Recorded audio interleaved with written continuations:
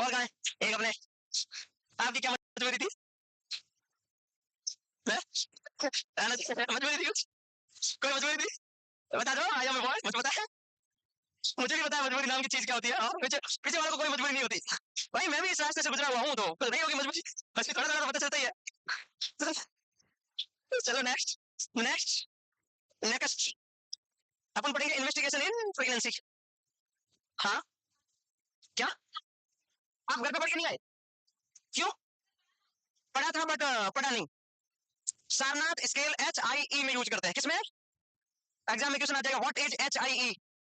Hypoxic hypoxic ischaemic encephalopathy, hypoxic ischaemic ये बोलो standard abbreviation है, ये स्टैंडर्ड एब्रिविएशन है, शॉर्ट फॉर्म आती है। जैसे क्वेश्चन आता है HPA सॉरी HPE, मैं पेपर दे रहा था एक बार, नॉट सेट कैसे देता रहता हूँ देखने के लिए। क्वेश्चन आया, अब आपके पास में एक फॉर्मेलिन सॉल्यूशन है और एक नॉर्मल सलाइन का सॉल्यूशन है, और आपके पास में दो सैंपल है, एक का नाम था क्या था, कुछ बेसिक था, एक था एक HPE है, तो फॉर्मेलिन में कौन सा जाएगा और NS में कौन सा जाएगा? या एक तो स्प्यूटन था और एक कोई टिश्यू की बायोप्सी थी, मतलब दो सैंपल थे, तो इसमें फॉर्मेलिन में कौन सा जाएगा और NS में कौन सा जाएगा? ये तो मैंने तुरंत बता दिया कि टिश्यू किसमें जाता है, फॉर्मेलिन में, लेकिन टिश्यू ऑप्शन में नहीं हो, इसमें उसकी जगह टिश्यू की जगह लिखा था HPE का सैंपल किसमें जाता है। अब HPE की मेरे को सुनो, आप बोलते होंगे ना ये आविष्कार है, एग्जाम में कोई काम नहीं करता हुआ क्या, क्वेश्चन पढ़ा समझ भी नहीं आया, ये क्या बोल रहा है, ऐसे सामने पढ़ा समझ भी नहीं आया, मैं क्या बोल, मैंने छोड़ दिया, आगे चला, थोड़ी देर बाद अपने वापस आया। HPE का मतलब होता है हिस्टोपैथोलॉजिकल एग्जामिनेशन, जो टिश्यू की बायोप्सी लेते हैं उसको HPE बोलते हैं, तो शॉर्ट फॉर्म लिखी होती। अब टिश्यू बायोप्सी मतलब हिस्टोपैथोलॉजिकल एग्जामिनेशन, कोई टिश्यू लेते हैं उसको HPE बोलते हैं, बोलते नहीं बोलते, वो फॉर्मेलिन में जाता है, किस कौन से प्रिजर्वेटिव में जाता है, फॉर्मेलिन, फॉर्मेलिन, ताकि टिश्यू खराब ना हो, उसकी पोटेंशियल जो उसके अंदर माइक्रो ऑर्गेनिज्म है या जो भी उसके अंदर वायरस बैक्टीरिया प्रोटोजोआ फंगस है वो वैसा का वैसा ही रहे, इसलिए इसमें किसमें बेचते हैं, फॉर्मेलिन में बेचते हैं, फॉर्मेलिन में नहीं, फॉर्मेलिन में बेचते हैं।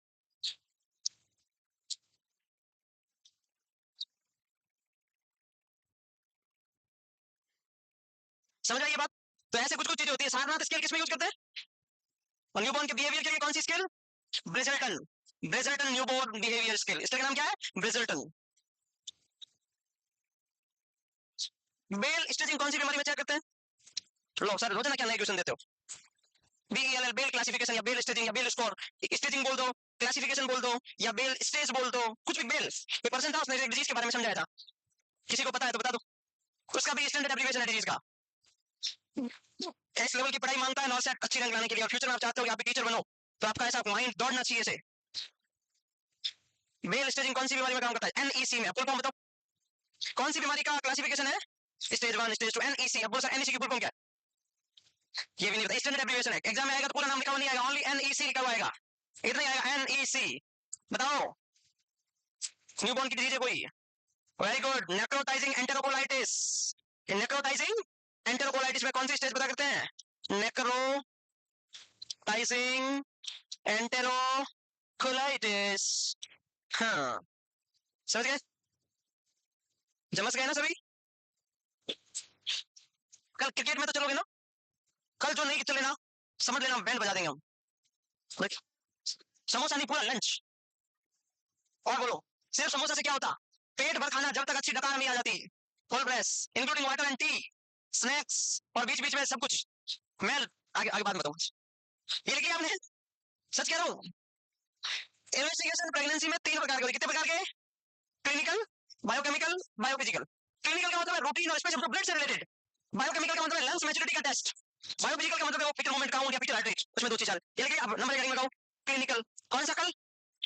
क्लिनिकल, JPL2 कल, clinical, biochemical, you all are going, then your कल is very good कल। देखो नेक्स्ट क्या होगा रे, चल ही नहीं रहा, हो गया तुम्हारा, बोलो क्या, कौन सा गेम था वो ऐसे ठोकने वाला, क्या बोल रहे इसको, हो गया क्या? रुकिए सुनो सुनो प्लीज, इधर ध्यान दो, बातें खत्म होगी। ब्लड ग्रुप चेक करना जरूरी प्रेगनेंसी में, पता चले ना कि मदर का ब्लड ग्रुप कौन सा है, बेबी का ब्लड ग्रुप कौन सा है, पापा का ब्लड ग्रुप भी कौन सा है, ऐसा भी थोड़ा थोड़ा पता चलता है। ठीक है, हेमेटोक्रिट इसे एनीमिया का पता चलता है, तो ब्लड ग्रुप हो गया, हीमोग्लोबिन हो गया, हेमेटोक्रिट से हीमोडाइल्यूशन का लेवल का पता चलता है कि आरबीसी कितनी है, क्योंकि प्रेगनेंसी में आरबीसी के नंबर कम हो जाते हैं as compare to plasma volume. ठीक है, ब्लड ग्रुप आरएच ग्रुपिंग जरूरी है, पॉजिटिव या नेगेटिव, डेंजरस कौन है, नेगेटिव। VDRL टेस्ट कौन सी बीमारी के लिए किया जाता है? ये सिफिलिस का स्क्रीनिंग टेस्ट है, कौन सी बीमारी का स्क्रीनिंग टेस्ट है? ट्रेपिनोमा पैलिडम, कौन सा बैक्टीरिया? KHN कान टेस्ट कौन सी बीमारी में करते हैं? किस में करते हैं? ठीक है, ब्लड ग्लूकोज भी जरूरी है क्योंकि हाइपरग्लाइसीमिया के चांसेस रहते हैं, एंटीबॉडी भी करते हैं। ठीक है। यूरिन, यूरिन में क्या प्रोटीन, क्योंकि माइक्रो अल्बुमिन यूरिया प्रेजेंट, थोड़ा बहुत प्रोटीन होगा। नॉन प्रेग्नेंट कंडीशन में 0.1 ग्राम प्रोटीन भी नहीं होना चाहिए यूरिन में, क्योंकि ग्लूकोज और प्रोटीन का 100% रीअब्जॉर्प्शन करता है पीसीटी, लेकिन प्रेगनेंसी में 100% नहीं कर पाता, तो 0.1 इज एक्सेप्टेबल।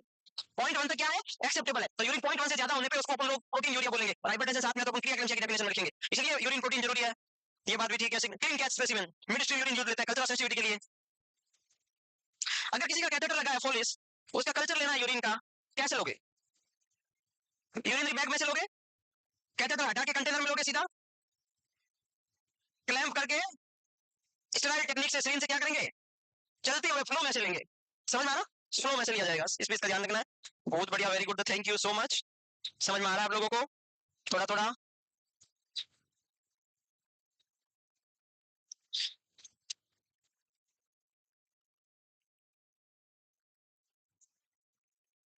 हट जाओ, ऐसे खड़ा रहो, ठीक है।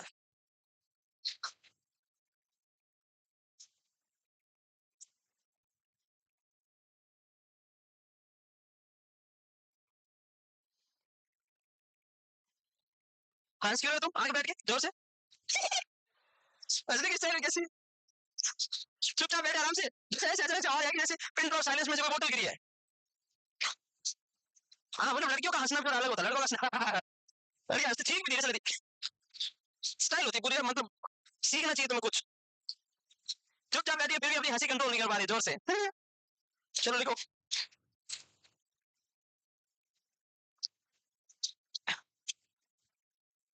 आगे बढ़ेंगे।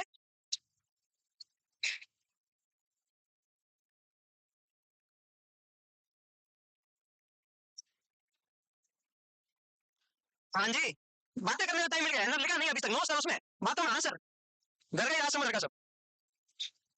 डन, नहीं लिखा आपने, सही नहीं लिखा, सच में, फिर ठीक।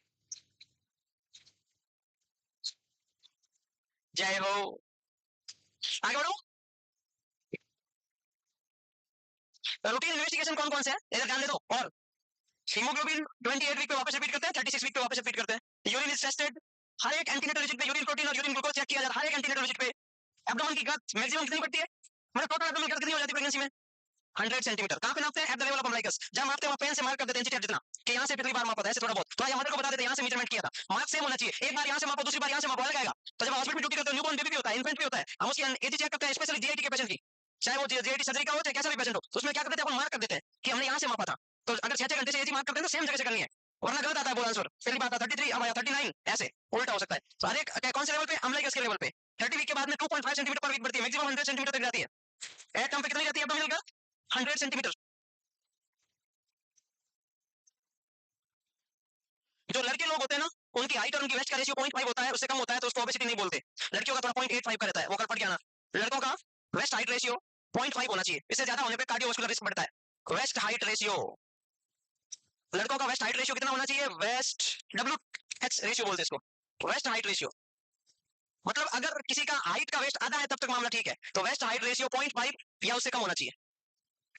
इससे ज्यादा को लड़कों में बोलते हैं कि फ्यूचर में क्या हो सकता है, इनको कार्डियोवास्कुलर रिस्क हो सकता है, मतलब ओबेसिटी है। एग्जांपल के लिए कोई पर्सन है जिसकी हाइट 1.62 मीटर है, मतलब 162 सेंटीमीटर है, एग्जाम या 165 सेंटीमीटर है, तो उसका एब्डोमेन, उसका आधा होना, आपकी हाइट का एब्डोमेन आधा होना चाहिए, सिंपल फंडा है।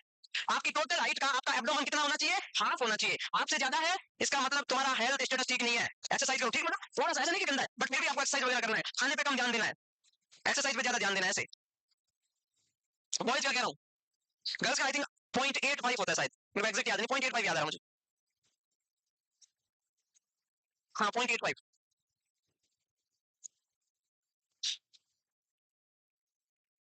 एग्जैक्ट याद नहीं है गर्ल्स का, प्लीज है ना, तुम लिख लो, कल गालियां निकाल दो घर जाके, मैं कल एग्जैक्ट बता दूंगा, याद तो है बट एक आधा परसेंट कंफ्यूजन होता है तो मैं नहीं बताता, इसलिए शायद वो है, बट बॉयज का कंफर्म।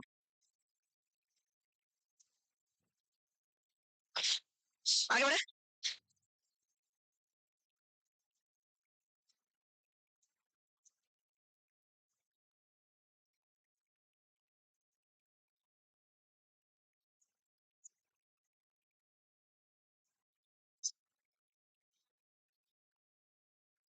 डन, आगे बढ़ सकते हैं। ऐसा थोड़ी है,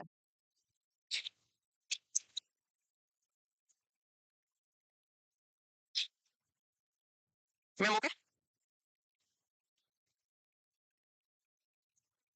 ए चुप रहो, तुम आज कम हो फिर भी बोल रहे हो। आज तुम कम हो, ये लपेट देंगे सभी अभी मुक्कों से। बाहर चले गए तुम, मौका चूकेगी नहीं आज, बता रहा हूँ, तुम चुप रहो वरना। और मैं गर्ल्स की साइड हूँ, मैं कल के मैच में गर्ल्स टीम का कैप्टन हूँ। मैंने अनुष्का शर्मा को बोला आप कैप्टन बन गए अपनी अपनी टीम में, मैं किसका कैप्टन बनूं? तो आप गर्ल्स टीम के कैप्टन है। सही है ना?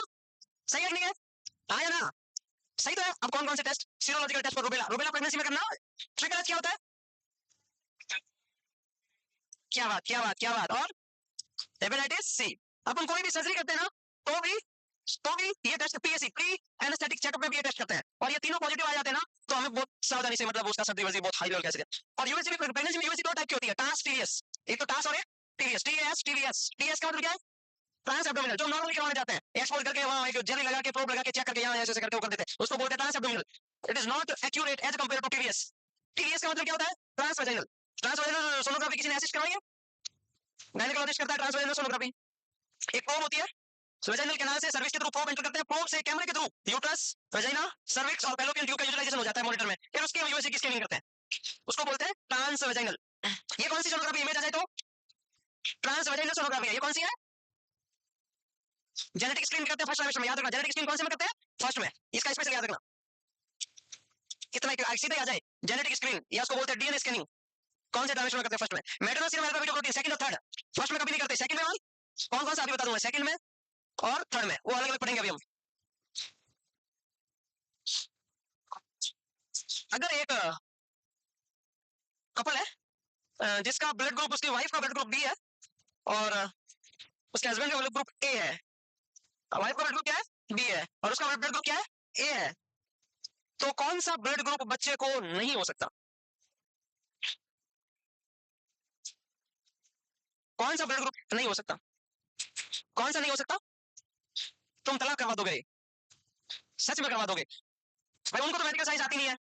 हस्बैंड का बी है, वाइफ का ए है, और बच्चे का ब्लड ग्रुप अगर वो हो गया, और तुम्हारे पास उसका उसकी बच्चे का ब्लड ग्रुप लेके या तो पापा या मम्मी कोई आ गई कि बच्चे का वो कैसे, मेरा ए है, मेरे हस्बैंड का बी है, वो कैसे, और तुमने बोल दिया, मामला गड़बड़ है। तो बेवकूफा पढ़ लो मेडिकल साइंस, कोई भी हो सकता है, चारों हो सकते हैं। कैसे हो सकते हैं? अगर बाई चांस ए भी होता दोनों में से किसी एक का, तो वो नहीं हो सकता। कैसे, अभी मैं बताऊंगा। अगर ए है और बी है तो ए भी हो सकता है, एक बच्चे का हो सकता है, किसी का बी भी हो सकता है, किसी का ओ भी हो सकता है, किसी का ए भी हो सकता है। लेकिन अगर दोनों में से किसी एक का ए भी है, फिर वो नहीं, फिर हो तो मामला गड़बड़ है। समझ में आ रही मैं क्या कह रहा हूँ? ये कॉन्सेप्ट समझना पड़ेगा, और ये कॉन्सेप्ट बहुत अच्छे से समझना पड़ेगा। ये कॉन्सेप्ट ये है, जब हम ब्लड ग्रुप पढ़ते हैं, सुन लो, ऐसी चार बातें बोलूंगा, सिर्फ चार। Every blood group have corresponding antigen reciprocal antibody. हर एक ब्लड ग्रुप पे सेम एंटीजन पाया जाता है जो उसका ब्लड ग्रुप है, और अपोजिट एंटीबॉडी पाई जाती है। स्टेटमेंट नंबर 1 क्या है? Every blood group have corresponding antigen, corresponding का मतलब सेम एंटीजन और रेसिप्रोकल एंटीबॉडी। समझ में आई ये लाइन?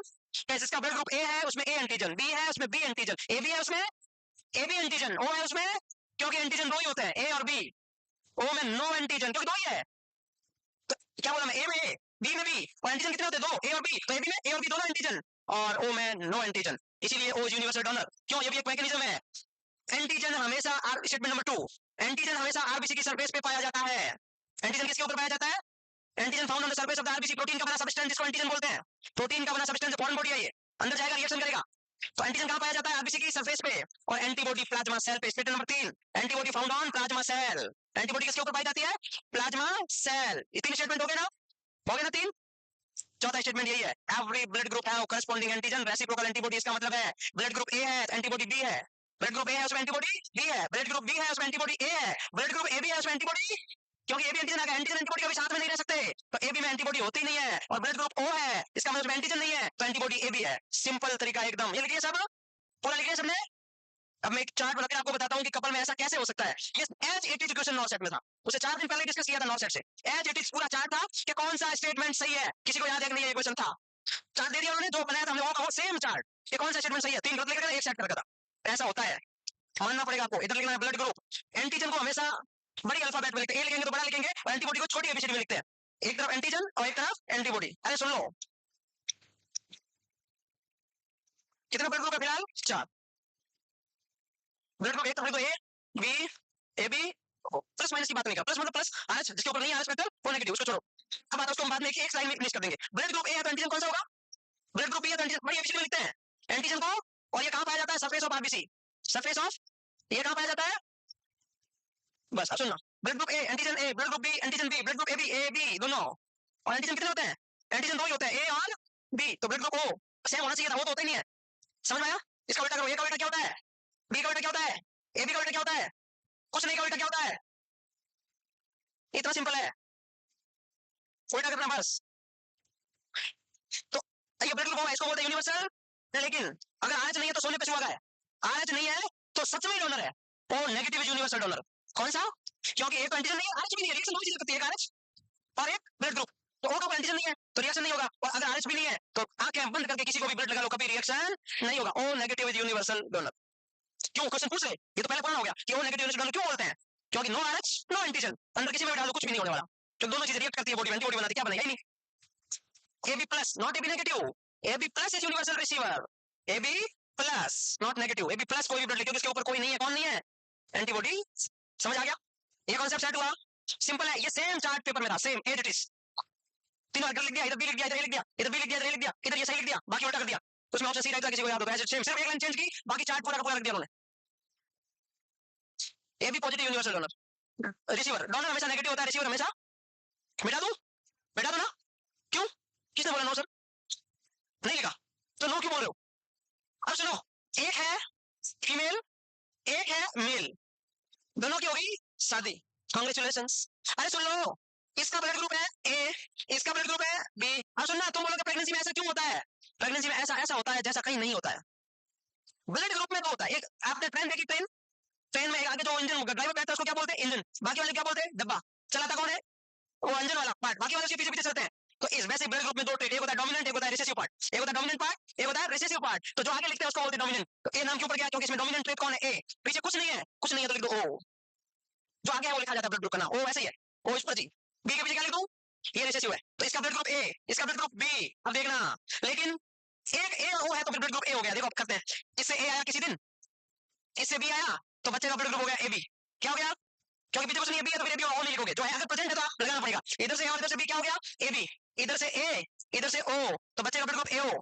आगे ओ भी है तो भी आपको यही लगाना है, दोनों ओ होगा तभी ओ ब्लड ग्रुप माना जाएगा। ओ हमेशा डोमिनेंट नहीं होता, ओ दोनों होंगे तो ही ब्लड ग्रुप होगा, एक ओ होने पे नहीं होगा। देख लो, एक ओ पे ए आएगा। अब तुम लोग ऐसे बोल दो कि इधर का ओ कर लो, इधर का बी कर लो, तो सर ओ बताओ ना, ना ओ को पीछे लिखा जाएगा जब सिंगल होता तो इसको लिखेंगे बी ओ। क्या लिखेंगे? तो ब्लड ग्रुप कौन सा होगा? ए बी है, बेवकूफ, ओ अकेला होता है तो ही होगा। तो ये बी ए, ए बी। अब आप बोल रहे थे ओ नहीं हो सकता, इधर का ओ, इधर का ओ, जब दोनों ही ओ है तो ब्लड ग्रुप ओ। तो लड़ाई मत करवा देना किसी के। हो सकता है अगर यहाँ पर ब्लड ग्रुप किसी का ए बी होता, कौन सा होता? तो ओ है नहीं, तो इधर से आता बाई चांस ओ, इधर से आता बी तो बी हो जाता, ए आता बी आता तो ए बी हो जाता। लेकिन ओ ब्लड ग्रुप, ओ के लिए क्या चाहिए? तो दोनों ओ चाहिए। समझ में आई क्या बात? हो गया ना? तो ए और बी है तो ओ हो सकता है, पॉसिबल है, ठीक है। और दोनों का पॉजिटिव है तो नेगेटिव नहीं हो सकता किसी का। ये और है भाई, इसका भी पॉजिटिव, इसका भी पॉजिटिव, तो नेगेटिव कहां जाएगा? अरे पड़ोस से नहीं आता बेवकूफ। इसका और इसका दोनों का पॉजिटिव है तो नेगेटिव नहीं आएगा। नेगेटिव तभी आता है जिसमें किसी का बाई चांस होता है। समझ आ गया ना? अब मेरे को ये चार चीजें पड़ी थी, रूबेला, तो रूबेला के बारे में पढ़ लेते हैं। अगर किसी का टाइटर लेस देन 1:8 आता है तो पॉजिटिव है, इसका मतलब रूबेला पॉजिटिव है, सस्पेक्टिंग है। शी शुड रिसीव इम्यूनाइजेशन कौन से टाइम में? पोस्टमार्टम में, तुरंत प्रेगनेंसी को टर्मिनेट करो, पोस्टमार्टम इम्यूनाइजेशन से। The client must be use effective birth control at least 3 months after termination of the pregnancy. कितना मंथ? 3 मंथ। और कैसे इम्यूनो कॉम्प्रोमाइज पर्सन के कांटेक्ट में से नहीं आने देना, बस ये हो गया रूबेला। और अगर प्रेगनेंसी में रूबेला हो जाए तो बेबी को क्या होता है? बेबी को होता है कंजेनाइटल, बेबी मतलब फीटस, कंजेनाइटल रूबेला सिंड्रोम। इसमें 3 साइन आते हैं, इसलिए बोलते हैं कंजेनाइटल रूबेला सिंड्रोम का ट्रायड। ट्रायड का मतलब है जिसमें कितने साइन होते हैं? 3। एक होता है पीडीए, पीडीए का मतलब किसकी बीमारी? कई बार पीडीए नाम ही नहीं आई कि कौन कौन से सिस्टम के डिसऑर्डर होंगे। एक हार्ट का, एक कान का, एक आंख का। कान का होगा कंजेनाइटल कैटरेक्ट, कौन सा? तो ये हो गया आंख का, मैंने कान बोल दिया था कैटरेक्ट भाई। देखो डेफनेस, ये कान का, आंख का, हार्ट का, इसको बोलते हैं कंजेनाइटल रूबेला सिंड्रोम में 3 ट्रायड। नींद में पता नहीं चलता, कुछ भी बोल सकते हैं हम, तो ऐसे थोड़ा बहुत माफ कर दिया करो। कंजेनाइटल कभी भी नाम आ जाए ना तो मदर की बात नहीं चल रही है, ये कॉमन सेंस रखना। कंजेनाइटल का मतलब होता है डिसऑर्डर बेबी को हो रहा है ना? रूबेला मदर को हो रहा है, उसकी वजह से कंजेनाइटल रूबेला सिंड्रोम का मतलब प्रॉब्लम फीटस में हो रही है, इसलिए कंजेनाइटल जन्मजात बोलते हैं। याद तो कर तो है नहीं, पढ़ते तो हो नहीं, मैं कितनी नई नई चीजें आके बता दूं, कुछ भी कर लूं, तुम घर जाके पढ़ते तो हो नहीं। नहीं पढ़ते हो, पता है, पढ़ते हो, पढ़ते हो मैम? हाँ पढ़ते हो थोड़ा बहुत, क्यों आपको तो हो गया ना टाइम का, सिलेबस हुआ, कितना बाकी बचा आपका? हो गया ना, अप्रोक्सीमेट पूरा हो गया, अब तो धड़ाधड़ पेज पढ़ने चाहिए, फिर तो आप नहीं पढ़ रहे हो, गलत है ना, ये टाइम निकल जाएगा, मैं बता रहा हूँ बहुत जल्दी। घर वाले बोल देंगे 6 महीने का बोला था 6.5 हो गए, क्या कहते हो, ऐसे बोल सकते हैं ना घर वाले, जल्दी करो, उनको नहीं पता ना, 7 भी लग सकते हैं, 8 भी लग सकते हैं, भाई एग्जाम है, हमारे बस में थोड़ी है, स्ट्रेस में और कम याद रहता है, उनको तो बस 6 महीने दिखते हैं, उनको सही भी है एक्चुअली, घर से दूर जो।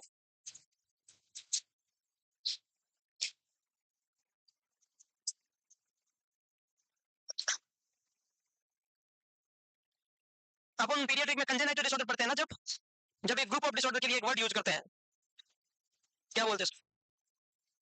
नहीं, बहुत सारे मल्टीपल सिस्टम के जो डिसऑर्डर होते हैं उसमें एक नाम यूज करते हैं, एनोमली का नाम क्या है उसका? एक हार्ट की होती है, एक रिसेस रीनल की होती है, एक है, क्या बोलते हैं उसका, वो तो एक डिसऑर्डर है।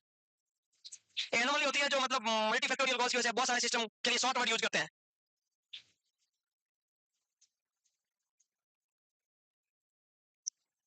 एग्जाम में मैंने देखा, एक एग्जाम में सीधा उसका फुल फॉर्म पूछा हुआ, सीधा फुल फॉर्म पूछा हुआ उसका है, क्या बोले, क्या था राम, क्या बोल रहे हैं? वो तो एक है एनारेक्टल वेलकम, उसके अंदर आता है, एक बहुत सारे होते हैं, हाँ उसमें एनारेक्टल है बट बहुत सारे, आप तो बता दो ये क्या होता है, ये क्या होता है भाई, अब तो बताओ भाई पढ़ लिखे लोगों, जब मल्टीपल सिस्टम इफेक्ट होता है उसको शॉर्ट में क्या लिखते हैं? एनोमली का नाम है कुछ, जब तक नोट्स बना लो तुम मेरे सामने मत देखो, एक कान से सुनते रहो, मुंह से बनाते रहो, मतलब हाथ से बनाते रहो, मैंने बोला नहीं, मैंने कहा हाथ से लिखते रहो, मतलब नोट्स बनाते रहो। उस एनोमली का नाम है, एक बाइक का नाम है, बाइक के नाम से, बाइक देखी, बाइक मोटरसाइकिल, उसके नाम से एनोमली। अब तो बता दो, स्प्लेंडर नहीं है, टीवीएस कंपनी की गाड़ी है, अब तो बता दो, अब तो बता दो, अब भी नहीं याद आ रहा, इतना बताने के बाद भी याद नहीं आ रहा किसी को भी, पुराने लोगों, Apache very good, Apache score किसमें यूज किया, चलो बता दो, बता दो, अच्छा हर टॉपिक में से ज्ञान मिल सकता है, अपाचे स्कोर किसमें यूज किया जाता है, स्टॉक में, अपाचे स्कोर स्टॉक के असेसमेंट में यूज किया जाता है, नाम दे रहे हो, अपाचे सिक पेशेंट होता है ना आईसीयू में, उसमें Apache score AP AC H ऐसा करके स्कोर होता है, वो एक अलग है, वो आप पढ़ोगे इमरजेंसी में, आरसी से पढ़ाएंगे आपको अपाचे। यहाँ पर आता है विक्टरल एनोमली, कौन सी एनोमली, टीएस विक्टर नाम सुना, तो विक्टरल एनोमली, कौन सी एनोमली, विक्टरल एनोमली, अब इसका अलग अलग नाम करना है, एक सीधे पेपर में क्वेश्चन देगा, विक्टरल की फुल फॉर्म बताओ, कैसे लिखेंगे, विक्टरल में वी का मीनिंग क्या है, ऐसे लिखो क्या,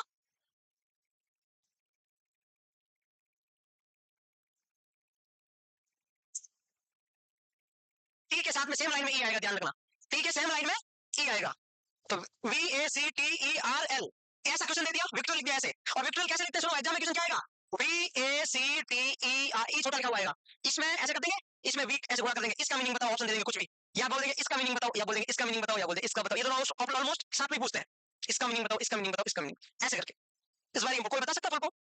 वी का मतलब होता है वर्टिबल कॉलम डिफेक्ट, कौन सा कॉलम डिफेक्ट, मतलब स्पाइनल बाइक पे हमने पढ़ा था, मेनिंजोसेल मेनिंजोमाइलोसेल, वो सारे इसमें आता है, सिस्कोसेल एम्फिलोजोसेल वगैरह सब, एक्सोथैलेमस, वो ए का मतलब होता है एनारेक्टल मालफॉर्मेशंस, इसमें 5 टाइप के डिसऑर्डर होते हैं, या तो एनएस बनना नहीं, या एनएस कैट्रेसिया हो जाना, या स्टेनोसिस स्टूल पास नहीं कर पाना, मतलब बच्चा पहले 24 घंटे में, वो एआरएम में आता है, इन्वेंटोग्राम करते हैं इसमें। सी का मतलब है congenital heart defect, cardiac defect, मतलब कौन सा defect, congenital heart defect, cardiac defect लिख दो सही सीधा, उसमें खूब सारे डिसऑर्डर। टी का मतलब है ट्रेकियो इसोफेगल फिस्टुला और इसोफेगल एट्रेसिया, ये दोनों साथ में आते हैं, ट्रेकियो इसोफेगल फिस्टुला और इसोफेजियल एट्रेसिया, टैफ बोलते हैं टैफ, टीईएफ कह रहा हूं, टीओएफ नहीं कह रहा हूं, वो हार्ट का टीओएफ हार्ट में आता है, टीईएफ जीआईटी में आता है, ट्रेकियो oesophageal fistula and oesophageal atresia, ये यहाँ का डिसऑर्डर है जीआईटी का। फिर आता है आर, रीनल एनोमली, किसी की किडनी ना बने, रीनल एजेनेसिस नाम सुना था कहीं, तो कोई प्रेगनेंसी में ऐसी ड्रग ले ली जिससे किडनी का कोई रीनल का कोई पार्ट नहीं बने, तो रीनल एनोमली। और बाई चांस ऐसी कोई ड्रग ले ली, थैलिडोमाइड वगैरह, भाई कुछ भी जिसकी वजह से पैरों का कोई प्रॉब्लम हो जाए, या तो पूरा पैर ही नहीं बने, या दो अंगुलियां जुड़ जाए, तो उसको क्या बोलते हैं, सिंडैक्टिली, एक अंगुली एक्स्ट्रा हो जाए, पॉलीडैक्टिली, पैर अंदर मुड़ जाए, वेरस बाहर चले जाए, वल्गस, एडी से चले कैल्केनियस, इससे चले इक्वाना, बोला था ना, कुल मिला के लिम्ब डिफेक्ट, इसको बोलते हैं विक्टरल एनोमली, थोड़ा सा याद, इसका फुल फॉर्म पूछ सकते हैं, वो आप सारा पेज पढ़ लो, अपना मामला इतना हो गया बच्चे को कंजेनाइटल डिफेक्ट में, और हमेशा कंजेनाइटल डिफेक्ट की खास बात होती है, वो कभी सिंगल नहीं होता, मैक्सिमम चीज में ग्रुप में होता है, किसी को हार्ट डिफेक्ट है तो कभी डाउन साथ में होगा, किसी की हार्ट डिफेक्ट है तो साथ में वर्टिकल कॉलम का भी होगा, टैप के साथ में कुछ और होगा, और जो भी कंजेनाइटल डिसऑर्डर होते हैं वो सिंगल बहुत रेयर होते हैं, ग्रुप में ज्यादा होते हैं, इसलिए बच्चे के बचने की संभावना भी थोड़ी कम रहती है। मतलब विक्टर एनोमलीज, ठीक है, समझ आ गया सबको? और कौन भी समझ आ गई? इसके डिसऑर्डर आप पीडीएफ में पढ़ोगे। मिटा दें, मिटा देना। अभी हमने एक बात बोली थी थोड़ी देर पहले, जेनेटिक स्क्रीन। जेनेटिक स्क्रीन हमेशा फर्स्ट ट्राइमेस्टर में की जाती है। कौन से ट्राइमेस्टर में की जाती है? फर्स्ट। इसमें क्रोमोसोमल एब्नॉर्मलिटी का पता किया जा सकता है जेनेटिक स्क्रीन में। आपने सामने नाम सुना, फिफ्थ क्रोमोसोम की एब्नॉर्मलिटी को क्या बोलते हैं? काइडोचैक सिंड्रोम। कौन सा सिंड्रोम? इसमें बच्चे की आवाज कैसी होती है? कैट जैसी। बी लिख देता मैं अभी। हाँ, तेरे में नहीं है, आर्टिफिशियल कर रहा है। एक होता है 13 क्रोमोसोम की एब्नॉर्मलिटी, 13 क्रोमोसोम एक्स्ट्रा है। 13 में क्या होता है? ठीक है। 18 को एडवर्ड्स क्या बोलते हैं? 21 एक्स्ट्रा हो जाए। ट्रायोस्मी का मतलब क्या होता है? एक ज्यादा है। सबसे शॉर्ट क्रोमोसोम होता है 21। दिक्कत में बहुत छोटा, घाव का गंभीर। सबसे छोटा है, शॉर्ट है, लेकिन मोस्ट कॉमन क्रोमोसोम एब्नॉर्मलिटी किसकी होती है? 21 की। इसी को बोलते हैं ट्रायोस्मी जी। 21 को क्या बोलते हैं? ट्रायोस्मी जी। इसी को भी बोलते हैं डाउन सिंड्रोम। क्या बोलते हैं? कौन सा सिंड्रोम? इसी को बोलते हैं मंगोलियन सिंड्रोम। कौन सा सिंड्रोम? तो मतलब जेनेटिक में क्या क्या टेस्ट करते हैं? 5, 13, 18, 21, और एक आता है टर्नर सिंड्रोम। टर्नर सिंड्रोम क्या होता है? किसको बोलते हैं? 45X0 syndrome.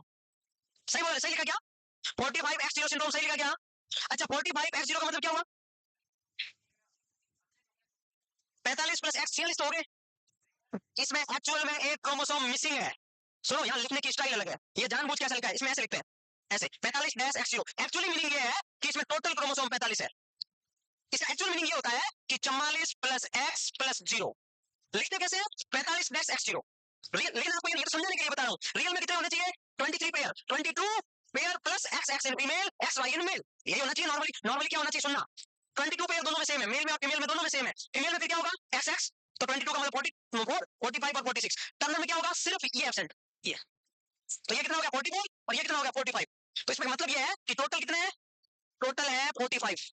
45 कैसे है कि जो 45 और 6 वाला है उनमें से एक प्रेजेंट है, एक एब्सेंट है। तो टर्नर में एक मिसिंग होता है, और ये ओनली फीमेल में पाया जाता है। ये डिसऑर्डर किस में पाया जाता है? याद रखना, टर्नर में क्या होता है? एक मिस होता है। टोटल 45 ही होते हैं, लिखने की स्टाइल अलग है, बाकी होते कितने हैं? 45। समझ में आया टर्नर? भाई मेल में डिसऑर्डर होता है, उसको बोलते हैं क्लाइनफेल्टर सिंड्रोम। कौन सा? Klinefelter syndrome. ये लिख लिया आपने? लिख लिया? क्लाइनफेल्टर में टोटल कितने होते हैं? एक एक्स्ट्रा, तो मतलब क्या हुआ? 47। एक एक्स्ट्रा है, एक इसमें पाया जाता है, मेल में। तो मैं लिखूंगा कैसे? जो टोटल है उसको पहले लिख दूंगा, फिर एक्स एक्स वाई कर दूंगा, ऐसे। मिटा दूं, मिटा दूं, मिटा दूं, मिटा रहा नहीं, मैं मिटा रहा नहीं, मिटा रहा, मिटा रहा मैं, मिटा दूं, मिटा दूं।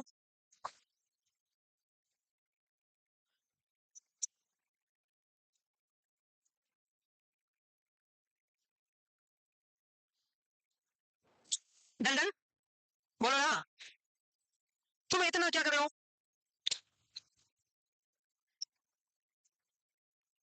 मेरी क्लास में उबासी आ जाए, मैं मुंह फाड़ दूं।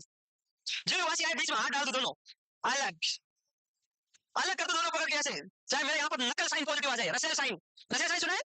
लेकिन मैं कर दूं ऐसे, लगा दो तुम अपना जोर। मेरी क्लास में उबासी आ जाए, बहुत बढ़िया। डन। अब लिखेंगे क्लाइन फेल्टर सिंड्रोम। कैसे? देखो लिखने का तरीका, ये पाया जाता है ओनली इन मेल। ऐसे लिख, देखो एक एक्स्ट्रा है, तो पहले टोटल लिखो, लिखने का स्टाइल पहले क्या लिखो? टोटल, फिर ऐसे करो डैश एक्स एक्स वाई। कुछ लोग बोलते सर 47, 48, 49, 50 हो गया। नहीं, ये टोटल लिख दिया, ये तो ऐसे साथ में ऐसे ही एक एक्स्ट्रा कर दिया, 2 होने चाहिए 3 कर दिए, मतलब एक एक्स्ट्रा है। 44 प्लस 3, ऐसे लिखते हैं इसको। इसका ऐसे कोई एब्नॉर्मलिटी का पता फर्स्ट ट्राइमेस्टर में लगाया जाता है। ये हो गया आपका। आगे बढ़े। डाउन सिंड्रोम के लिए फर्स्ट ट्राइमेस्टर में एक टेस्ट करते हैं, उसका नाम बताना कोई। डाउन सिंड्रोम का पता लगाने के लिए 11 से 14 वीक में एक टेस्ट करते हैं, एग्जैक्ट याद रखना, एग्जैक्ट 11 से 14 वीक में। यहाँ हाथ लगा के बता रहा हूँ, अब बताओ। नहीं याद आया? बहुत बढ़िया, very good, very good, very good. कोई बात है, चलेगा। क्या करना पड़ेगा? अब एक पढ़ो, सुनो। नेक्स्ट टेस्ट का नाम लिखो, chorionic villi sampling. CVS full form आ सकती है। What is CVS? Chorionic villi sampling. अरे इतना इजी है, तुम ऐसे ही घबरा रहे हो, बहुत इजी है, बहुत, मैं ज्यादा लिखवा ही नहीं रहा हूँ। Chorionic villi sampling. अब इसमें फोटो बनाते हैं बढ़िया, फिर आपको बताते हैं कि कोरियोनिक विलाई सैंपलिंग दो तरीके से हो सकती है। अच्छा, सोनोग्राफी कितने टाइप की बताई थी? ट्रांस एब्डोमिनल और ट्रांस कोरियोनिक विलाई भी same, trans abdominal, trans cervical. Trans cervical करते हैं 10 से 12 वीक में, और ट्रांस एब्डोमिनल के 2 मंथ, मतलब 2 वीक पहले करनी है। 10 वीक से बाद ट्रांस एब्डोमिनल करोगे तो एग्जैक्ट रिजल्ट नहीं आएगा। तो एग्जैक्ट याद रखना, ट्रांस सर्वाइकल मैक्सिमम 12 वीक पे कर सकते हैं, ट्रांस एब्डोमिनल 10 वीक तक ही कर सकते हैं। एग्जैक्ट याद रखना डेटा। ट्रांस सर्वाइकल होती क्या है अपन बात करते हैं। कोरियोनिक विलाई सैंपलिंग क्या होती है समझ में आएगा, बट पेशेंस चाहिएगा। दोनों फोटो से पता चला कौन सी एब्डोमिनल है और कौन सी, पहले वाले में कुछ दे नहीं रखा है, कोई प्रूफ नहीं डाल रखी वजनल कैनाल से, तो लग रहा है कि यहाँ करेंगे एब्डोमेन, इसमें वजनल कैनाल से कर रहे हैं, सैंपल ले रहे हैं, कहां से ले रहे हैं वो हम बताएंगे अभी। तो ये कौन सी है, ट्रांस सर्वाइकल, सर्विक्स के थ्रू कर रहे हैं।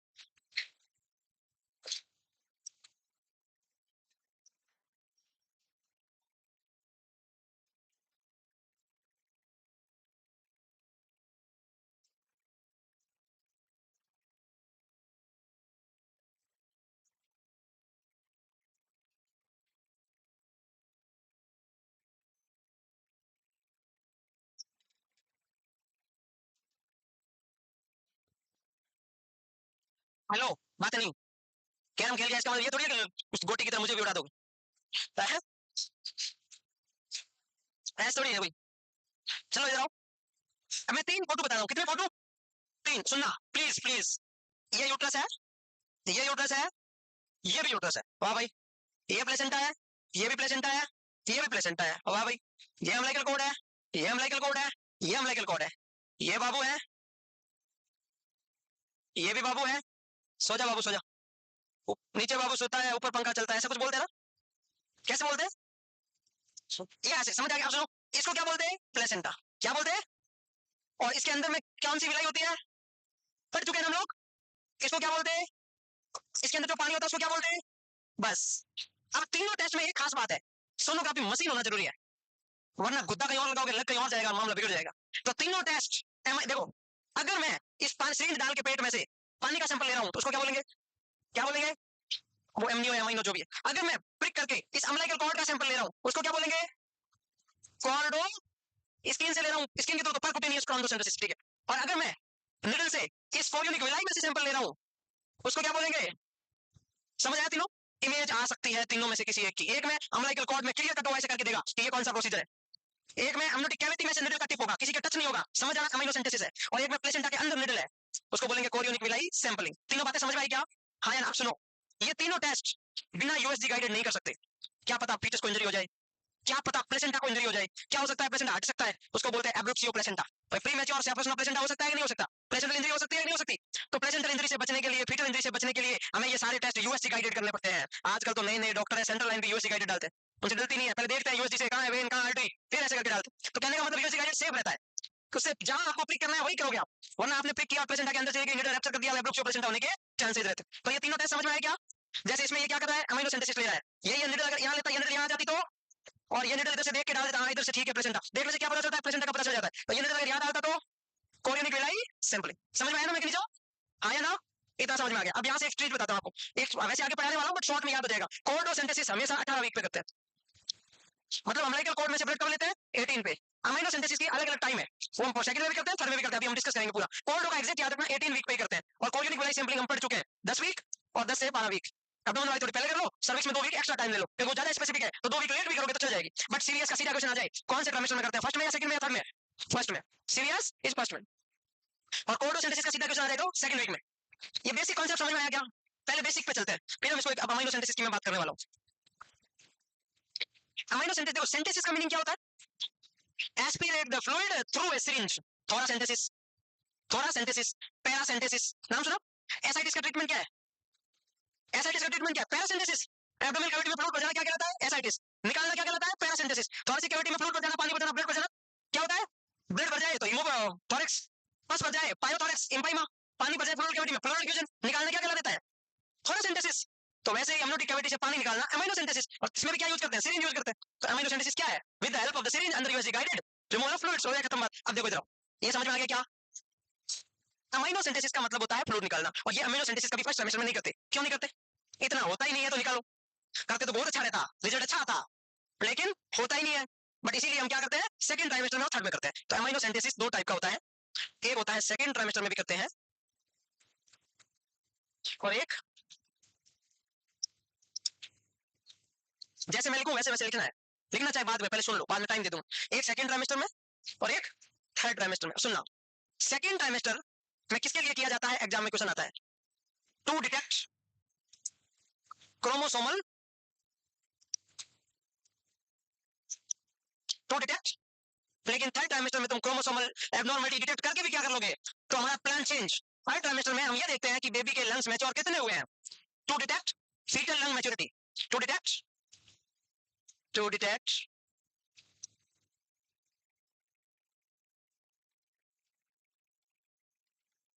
समझ में आया थोड़ा बहुत। फीटल लंग मैच्योरिटी मतलब इससे वो पता करेंगे, सेक टेस्ट, बबल टेस्ट वगैरह हम पढ़ने वाले आगे कैसे क्या करते हैं, ठीक है। ये हो गया to detect fetal lung maturity. Lecithin sphingomyelin दो फॉस्फोलिपिड होते हैं, उसका रेशियो 2:1 हो जाता है, मतलब लेसिथिन जिस दिन स्पिंगोमाइलिन से डबल हो जाता है इसका मतलब फीटल लंग मैच्योर है, जिसका मतलब बॉडी में सर्फेक्टेंट बन चुके हैं। और सर्फेक्टेंट निमोसाइट टाइप 2 सेल से बनते हैं, 3 प्रकार की लंग्स में सेल होती है, टाइप 2 से क्या बनते हैं, सर्फेक्टेंट बनते हैं। सर्फेक्टेंट का फंक्शन क्या है, कैसे सरफेस एरिया को बढ़ाते हैं, सरफेस टेंशन को कम करते हैं, सरफेस एरिया को increase the surface area and decrease the surface tension, उसकी वजह से एल्वेलाई कोलैप्स होने से बच जाती है, प्रॉपर गैस एक्सचेंज होता रहता है, CO2 रिटेंशन नहीं करता है, CO2 बाहर निकल जाता रहता है, इसका मतलब पीक मेंटेन रहता है, पीक जो प्रेशर होता है अंदर का वो मेंटेन रहता है। और अगर सर्फेक्टेंट नहीं बन जाते उस डिसऑर्डर को बोलते हैं HMD या RSD, रेस्पिरेटरी डिस्ट्रेस सिंड्रोम या हाइलिन, अगर नहीं बन पाए तो। और सर्फेक्टेंट किस में नहीं बनता, प्रीमेच्योर बेबी में नहीं बनता। तो सेकंड ट्राइमेस्टर में दो टाइप से होता है, देखो पहले बताया अमीनो सिंथेसिस दो टाइप का, सेकंड और थर्ड, थर्ड को तो भूल जाओ खत्म हो गया, सेकंड भी दो। सेकंड में एक होता है अर्ली अमीनो सिंथेसिस, मतलब टाइम से थोड़ा पहले, लेकिन फर्स्ट ट्राइमेस्टर के बाद, टाइम से थोड़ा पहले फर्स्ट के बाद, तो फर्स्ट खत्म होते ही उसको बोलते हैं 13 वीक, भाई 12 को खत्म हुआ तो जस्ट उसी टाइम। और ये होता है रूटीन सेकंड ट्राइमेस्टर। अगर पूछ ले सीधा ही रूटीन अमीनो सिंथेसिस कब करते हैं तो ये आंसर आएगा, एज इट इज पूछ ले अर्ली अमीनो सिंथेसिस, ऐसा अमीनो सिंथेसिस टाइम से कुछ वीक पहले करते हैं उसको क्या बोलते हैं, अर्ली, वो कब करते हैं उसका अलग टाइम है। ये दोनों में से ज्यादा इंपॉर्टेंट कौन सा है, ये राइट आंसर आएगा, इसमें तो सिंपल करोगे तो ज्यादा एक्यूरेट होता है, उसका भी कोई रीजन है। रूटीन अमीनो सिंथेसिस रूटीन करते हैं 15 से 20 वीक पे, कब करते हैं, अर्ली करते हैं 12 से 14 वीक पे। और क्यों करते हैं कि जो अल्फा फीटो प्रोटीन होता है, फीटल का अल्फा फीटो प्रोटीन की बात कर रहा हूं, उसका पीक वैल्यू 13 वीक पे होता है। और हमें अल्फा फीटो प्रोटीन का पता करने के लिए तो मैं अमीनो सिंथेसिस कर रहे हैं, न्यूरल ट्यूब डिफेक्ट है डाउन सिंड्रोम है बेबी को, इसका पता करने के लिए तो करते हैं, हम क्यों करते हैं भाई, मेटासेसिस अल्फा फीटो प्रोटीन या down syndrome, neural tube defect या डाउन सिंड्रोम का पता करने के लिए ये टेस्ट कर रहे हैं। तो फिर अल्फा फीटो प्रोटीन पीक पे कब रहता है, देखो फीटो प्रोटीन दो है, एक है अल्फा फीटो प्रोटीन, एक है मेटासेसिस अल्फा फीटो प्रोटीन। मेटासेसिस तो 32 पे पीक पे होता है, उसको भूल जाओ। Fetal alpha feto protein 13 week पे पीक पे होता है। तो fetal alpha protein, fetal alpha feto protein को बोलते हैं अल्फा फीटो प्रोटीन। चलो पूरा नाम लिखने दो, अल्फा फीटो प्रोटीन पीक पे कब होता है, 13 वीक, तो इसलिए इसकी रेंज बोलती है 12 से 14 के बीच में करोगे, फिर उसका हम कर लेंगे ट्रिपल टेस्ट अभी बताने वाला हूं, तो वो कर लेते हैं। और रूटीन यहाँ भी आ सकता है पॉजिटिव, कोई दिक्कत नहीं है, तो ये 15 से 20 वीक ये करोगे तो ये ज्यादा पीक पे, जिस दिन जो चीज ज्यादा होती है उस दिन ज्यादा करोगे तो अच्छा रिजल्ट आएगा, सीधा फंडा। तो अर्ली की डेफिनेशन 12 से 14, रूटीन की डेफिनेशन 15 से 20, थर्ड का purpose fetal maturity. Concept set हुआ, सिंपल है, ज्यादा टफ ऑफ नहीं है कुछ, सिंपल है, गलत है, कुछ कुछ लोग हंस रहे हैं जैसे मैंने कोई गलत लिखवा दिया, ऐसा तो नहीं है क्या, बता देना भाई गलती हो सकती है कुछ भी।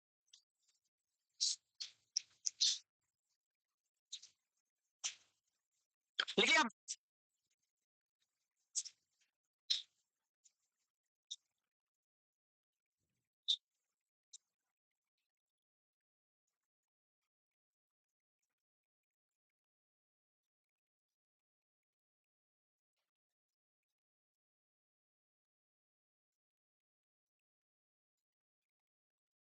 क्या मैं आगे बढ़ सकता हूँ, पढ़े ना नोट्स आपके पास, कहाँ से आई, पहले सही लिखवा, सेम लिखवा ना, सेम ही है ना, पढ़े मैंने कहा हाँ तो इसलिए सेम ही होंगे ना। मेरे को पढ़ा पढ़ा के इतना ऐसे हो गया कि नींद में भी सपने अमीनो सिंथेसिस के आते हैं, बेवकूफ ओ नहीं बोलते इसको, मजबूरी बोलते हैं।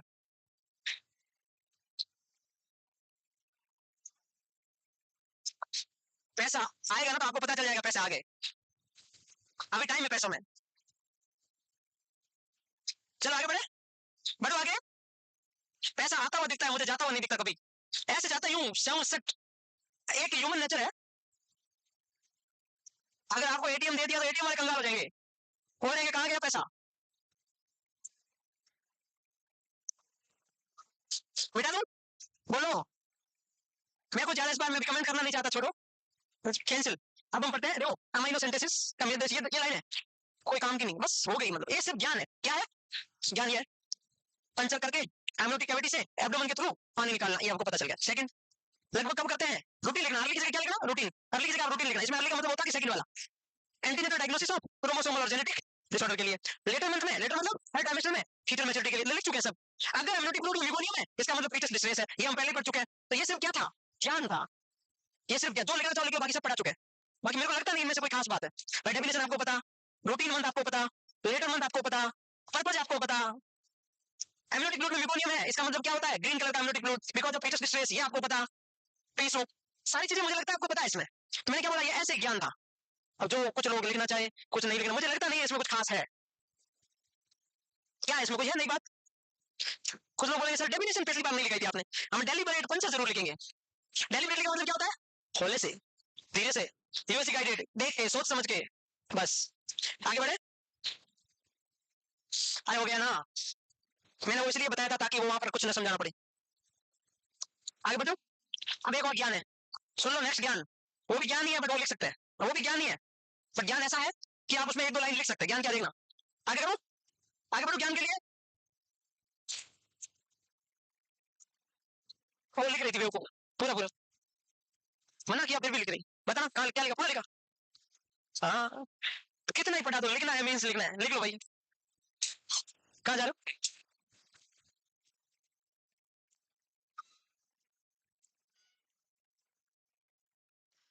मतलब अपने क्लास में सबसे भोला पंछी दिखता है, सबसे चालाक चीज है।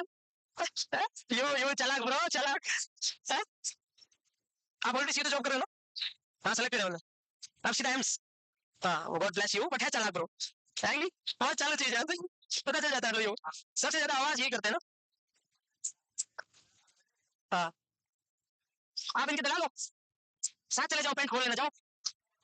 बिल्कुल कैसे लोग हैं सर, इसको वॉशरूम जाना है, चले जाओ साथ, जाओ साथ जाओ,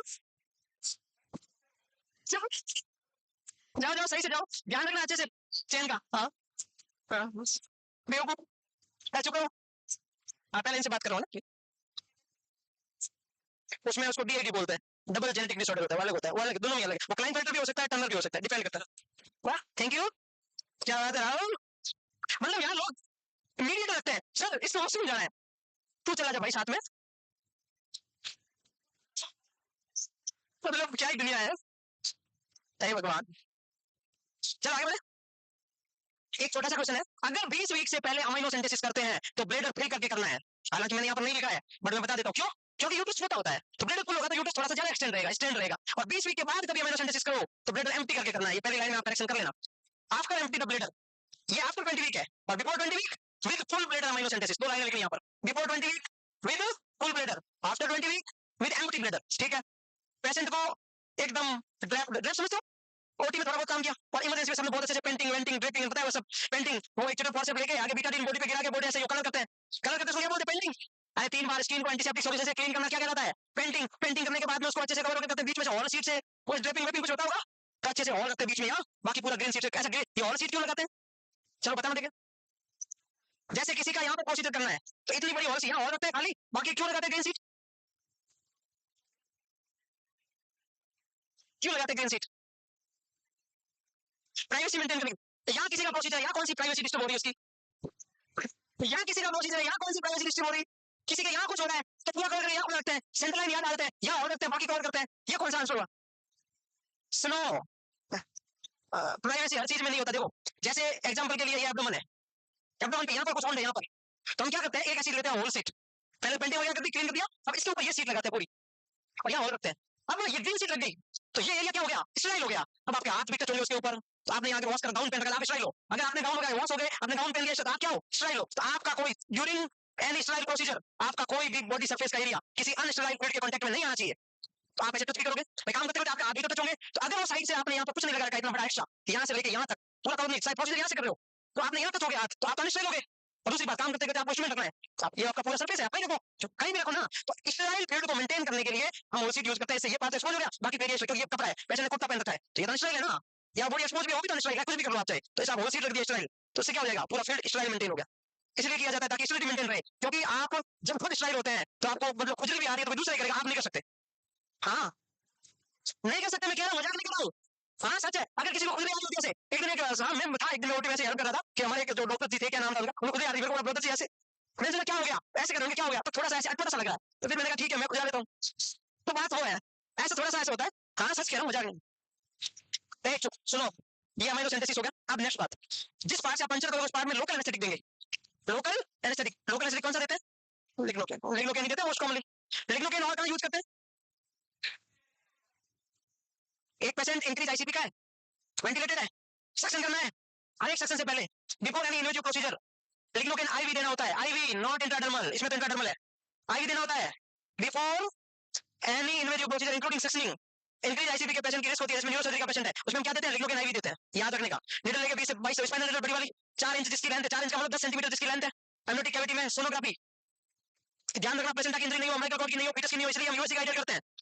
पहले 2 ml के सैंपल को क्या कर देते हैं, डिस्कार्ड। टोटल मैक्सिमम सैंपल कितना लेते हैं, 30 ml। किसके लिए, फीटल क्रोमोसोम कीरियोटाइप का मतलब होता है क्रोमोसोम एब्नॉर्मलिटी का पता करने के लिए। टेस्ट के बाद में, अमीनो सिंथेसिस के बाद में 4 चीजें होने पे डॉक्टर को इन्फॉर्म करना है। सबसे इंपॉर्टेंटली अमीनो सिंथेसिस करते ही फीटल हार्ट रेट देखना बहुत जरूरी है। क्या देख करना जरूरी है, अमीनो सिंथेसिस के बाद में, आर्टिफिशियल मेम्ब्रेन ऑफ रप्चर के बाद में, कोई भी मदर में प्रोसीजर के बाद में fetal heart rate is most important. Cardiac motion का मतलब क्या है, cardiac movement. Fetal heart rate is most important. चाहे आपने आर्टिफिशियल रप्चर मेम्ब्रेन किया है, एआरएम भी किया है, तो भी क्या इंपोर्टेंट है, फीटल हार्ट रेट। तो अमीनो सिंथेसिस में आपने क्या किया, हो सकता है इंजरी हुई कि नहीं हुई, फीटल डिस्ट्रेस हुआ कि नहीं हुआ, तो आपको क्या चेक करना है, fetal cardiac motion is to be seen after the procedure. और अगर मदर आरएच नेगेटिव है तो हम आरएचडी लगाते हैं। 12 से 20 वीक के, 12 से 28 वीक के बीच में 100 एमसीजी कल बताया था, कल बताया था। 12 से पहले 50, after 28 weeks 300 MCG IM gluteal muscles में। ये बता आपको, तो मैंने यहाँ 100 क्यों बोला, क्योंकि सेकंड ट्राइमेस्टर में 100 देते हैं, 12 के बाद कितना देते हैं 100, क्योंकि क्रोमोसोमल वाला पढ़ ले तो मान ला कि 100, 28 वीक के बाद में अगर कर रहे हैं तो 300 देना उसी को ही, अगर आरएच नेगेटिव है तो, नहीं तो नहीं देना।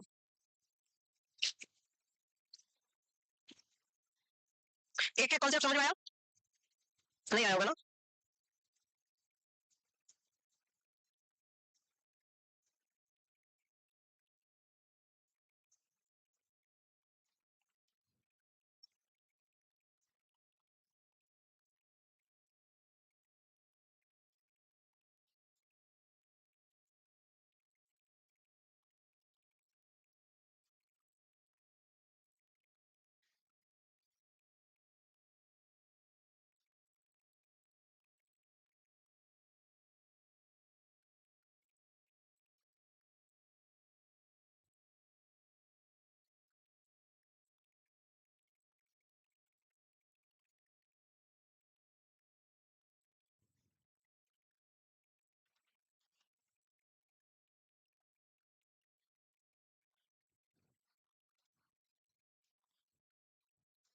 ठीक है, फिर बैठो आराम से, लिखो लिखो।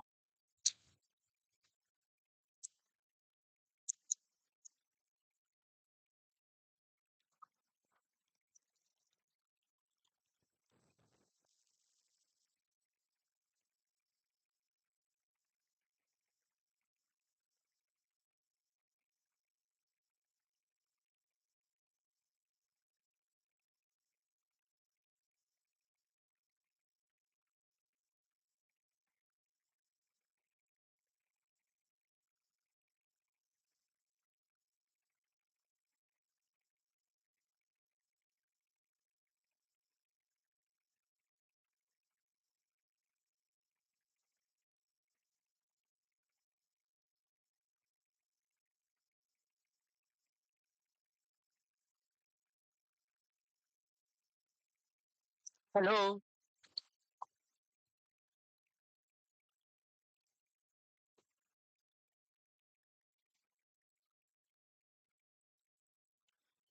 आगे बढ़ सकते हैं क्या, तो भाई ऐसी बात है, आप क्या इसमें रुकने वाला हूं तो नहीं, कोई ना।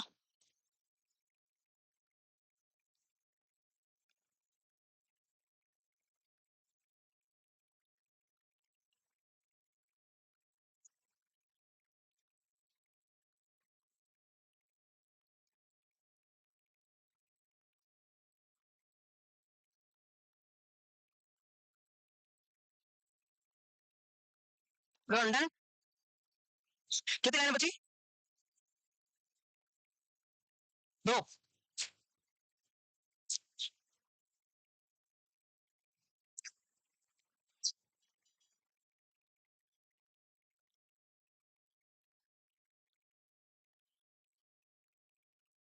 मतलब पढ़ाई का डेडिकेशन ऐसा कहीं कहीं लगता है कि लड़कियों में ज्यादा है ना, आज की क्लास ऐसा लग रहा है।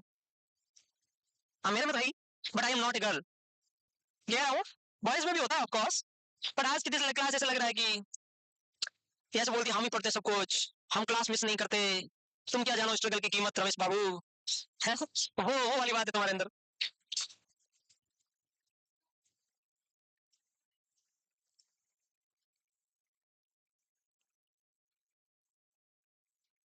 आगे बढ़ सकते हैं, ठीक है ना। अब जो आज नहीं आए ना उनको ये कुछ समझ नहीं आया कि what is stereotype, what is ये क्या लिखा है 11 से 14 भी बता दिया, 15 से 20 भी, ये क्या लिखवाते गए, फिर 6 महीने बाद नोट चेक करेंगे उनको पता ही नहीं रहेगा, फिर गाली देंगे मुझे, कैसे पढ़ाता है पता ही नहीं चलता, यहाँ रहना था ना, टिकट करवा के सफर नहीं करोगे तो फिर वहाँ पैसे तो दे दिए तुमने 7 महीने के फीस के, और तुम नहीं आ रहे तो नुकसान किसका है, हमारा कुछ नहीं है, ट्रेन चल रही है तुम 8 जने चलो 10 चलो टिकट हो गया पहले, अब तुम टिकट करवा के नहीं आ रहे हो खुद का ही नुकसान कर रहे हो। आज तो गेम है भाई, आज तो अच्छी बात है, लेकिन कुछ कुछ लोग ऐसे भी नहीं आते होंगे, आज तो अच्छी बात है, कैरम पता नहीं लूडो और कौन सा गेम था सांप सीढ़ी चेस और है क्या, ये क्या बोले जोर से बोलो ना, ये कौन सा समशास्त्र क्या होता है, ये तो नाम ही नहीं आ रहा मुझे, ये कोई लड़कियों का गेम है क्या, तो मुझे नहीं पता कौन सा है, कैसे, अच्छा वो करना है ऐसे, मूवी देखते एक्टिंग करना, आपने किसकी की, मैं मूवी में कराता हूँ, मूवी देखते एक्टिंग करना, आपने किसकी की बता दो मुझे, बताओ मैं भी सीखूं आज, मैं भी वो करूंगा फिर, कौन सी बताओ किसने की, चलो आप में से किसने पार्टिसिपेट किया इसमें, आप में से किसने पार्टिसिपेट किया इस गेम में जो एक्टिंग वाले में, आपने किया, अरे किसने किया, अब होगा, वाह ये तो अपन करेंगे एक्टिंग है, वाह फिर सही है, सुनो आफ्टर कुछ टाइम, चलो अब हम एक बात बताओ, हमने कोरियन सैंपलिंग किया चाहे अमीनो सिंथेसिस किया, उसके बाद में कौन से 4 साइन आने पे डॉक्टर को इन्फॉर्म करना है, एनी हाउ कौन से, वही एंटीनेटल विजिट करके चली गई फीमेल, कौन सी 4 चीज आ जाएगा डॉक्टर के पास वापस आना है, सिम after serious and amino synthesis inform to doctor fever leakage, यहाँ पर भी कोई इंसेशन साइट पे भी कोई लीकेज हो, फीटल मूवमेंट में कमी हो, यूट्रस में कॉन्ट्रैक्शन हो, क्रैम्पिंग हो, ऐसा कुछ भी हो तो डॉक्टर को इन्फॉर्म करना, आपको सीरियस और दोनों, इसको नॉर्मल नहीं रखना है, क्या अमीनो सिंथेसिस में कंसर्न लेना जरूरी है, क्यों इन्वेटिव प्रोसीजर है तो कंसर्न इज इंपॉर्टेंट, लिखा ना सबसे ऊपर अमीनो सिंथेसिस हेडिंग लगाई थी, रिटन कंसर्न इज नेसेसरी, तो वैसे बोलो सबने पढ़ा ही नहीं भाई, कंसर्न तो पता ही है कन्वेटिव प्रोसीजर में लेना है, ऐसा नहीं है कि 24 आवर एडमिट करके रखते नहीं, इतना भी प्रोसीजर नहीं है कि 24 आवर एडमिट करके रखते हैं,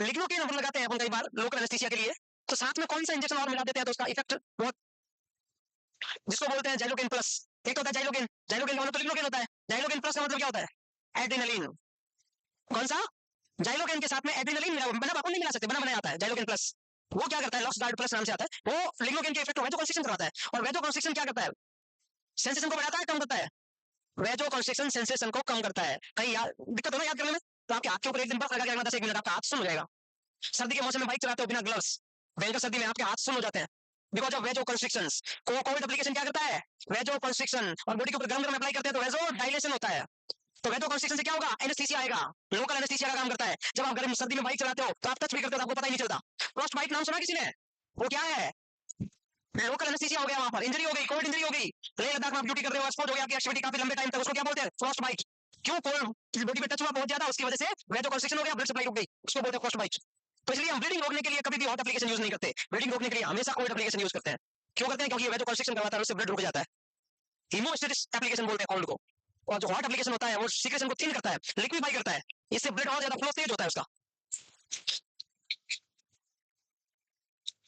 एक चलो एक क्वेश्चन पूछ लेता हूँ, हम जाइलोकेन लगाते हैं पेशेंट को बॉडी में कहीं पर भी, एनेस्थेटिक इफेक्ट आता है लोकल, एड्रेनलिन साथ में देते हैं तो इफेक्ट बढ़ जाता है, हमारी बॉडी में बेसिकली कौन सी जगह पे जाइलोकेन के साथ में एडीआर नहीं लगाना चाहिए,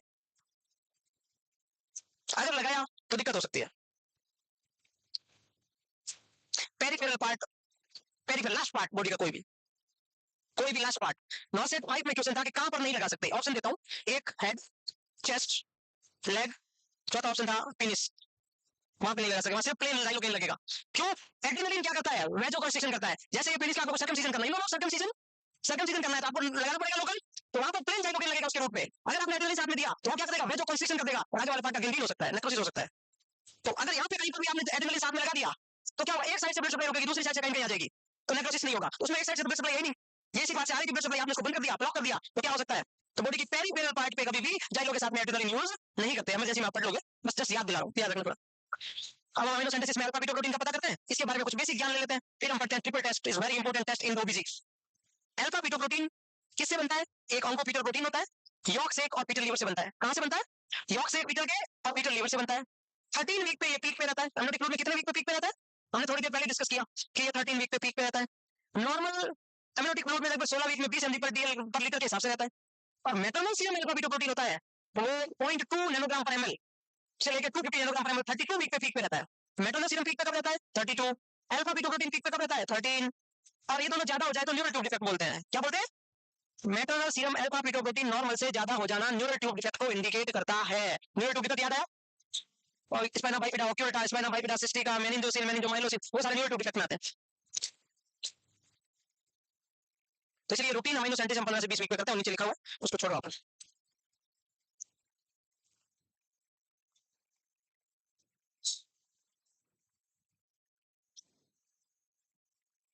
ऑनलाइन वाले क्या बोलते हैं पता है?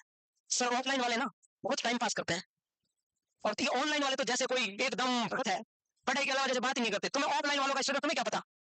ऑफलाइन वालों को नहीं मन है तो भी बैठना पड़ता है, उबासी तक ले नहीं सकते, टेढ़े मेढ़े हो नहीं सकते। ऑनलाइन वाले तुम कौन के लेटे लेटे पढ़ रहे हो, कभी सोते सोते पढ़ रहे हो, कभी लेटल पोजीशन में, कभी सुपाइन में, कभी बैठे हुए, कभी खड़े खड़े, कभी कौन भूख रखी है, तुम मर्जी है जैसे पढ़ रहे हो। ऑफलाइन वाले बेचारे देखो एकदम सीधे बैठना पड़ता है, पैर भी सीधे नहीं कर सकते, चुपचाप 5 घंटे बैठना पड़ता है। ऑफलाइन वाले स्टूडेंट ऑनलाइन वाले कहां से सीखे? फिर भी आपको कंप्लेन कर रहे हैं। देखो मेरा बस चले ना, इनको सामने लाके मुर्गा बनाऊं ऑनलाइन वालों सही में है।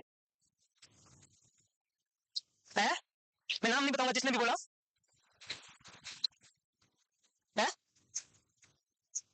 ये कौन है? रजनी?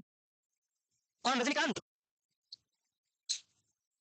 पता नहीं, नाम तो मुझे भी नहीं पता चल रहा।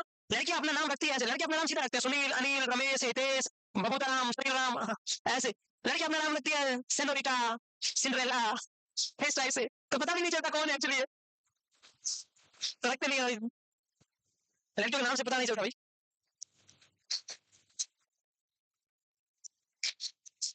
जिसका सीधा सीधा नाम होता है ना इंस्टाग्राम पे, समझ जाना वो लगता है। ये एक सीधा फंडा है, जो नाम है वैसे, और जिसके नाम में थोड़ा ऊपर नीचे है, गड़बड़ है कुछ, तो फिर वो थोड़ा ऐसे मामला ऐसे भी हो जाता है। और नाम भी बदलते रहते हैं क्राइम टाइम से, 2-2, 4-4, 6-6 महीने, 8 महीने से नाम बदलते रहते हैं। स्टेबिलिटी भी नहीं है नाम में भी। कुछ कुछ लोग तो हमारे जैसे खान साहब जैसे, जैसे नाम भी डबल कर लेता है। जैसे एक का नाम है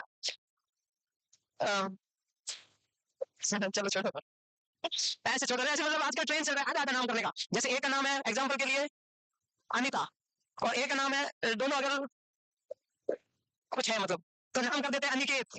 आईडी किस नाम से बनेगी? अनिकेत। हाँ ये बोलो, इसका क्या मतलब है? उसके घर वाले बाई चांस जुड़ जाए इंस्टाग्राम पे, तो अनिकेत कौन है? तो नहीं नहीं पापा एक्चुअली मुझे अनिकेत नाम अच्छा लगा। उसको अंदर से उसको पता है अनिकेत में सन को खा के ऐसे हो गया। ऐसे तो ऐसे थोड़ा बहुत चलता है। ऐसा होता है कि नहीं होता? ये लड़कों में भी होता है, लेकिन लड़का ऐसे जनरल करते नहीं है, उसके हजार रीजन है। चलो देखो, लड़के बेचारे ऐसा नहीं करते क्योंकि लड़कों का हार्ट एकदम साफ है। साफ मतलब बड़ा है। वो किस किस कुछ बेवकूफों पूरी बात सुन लो, हार्ट बड़ा है, तुम किस किस का नाम रखोगे? एक हार्ट में ज्यादा है, दिक्कत है तुम लोगों के साथ। तुम रखोगे किसका? इन बेचारियों का एक ही होता है एक टाइम में। यस, तुम ऐसे कर सकते हो।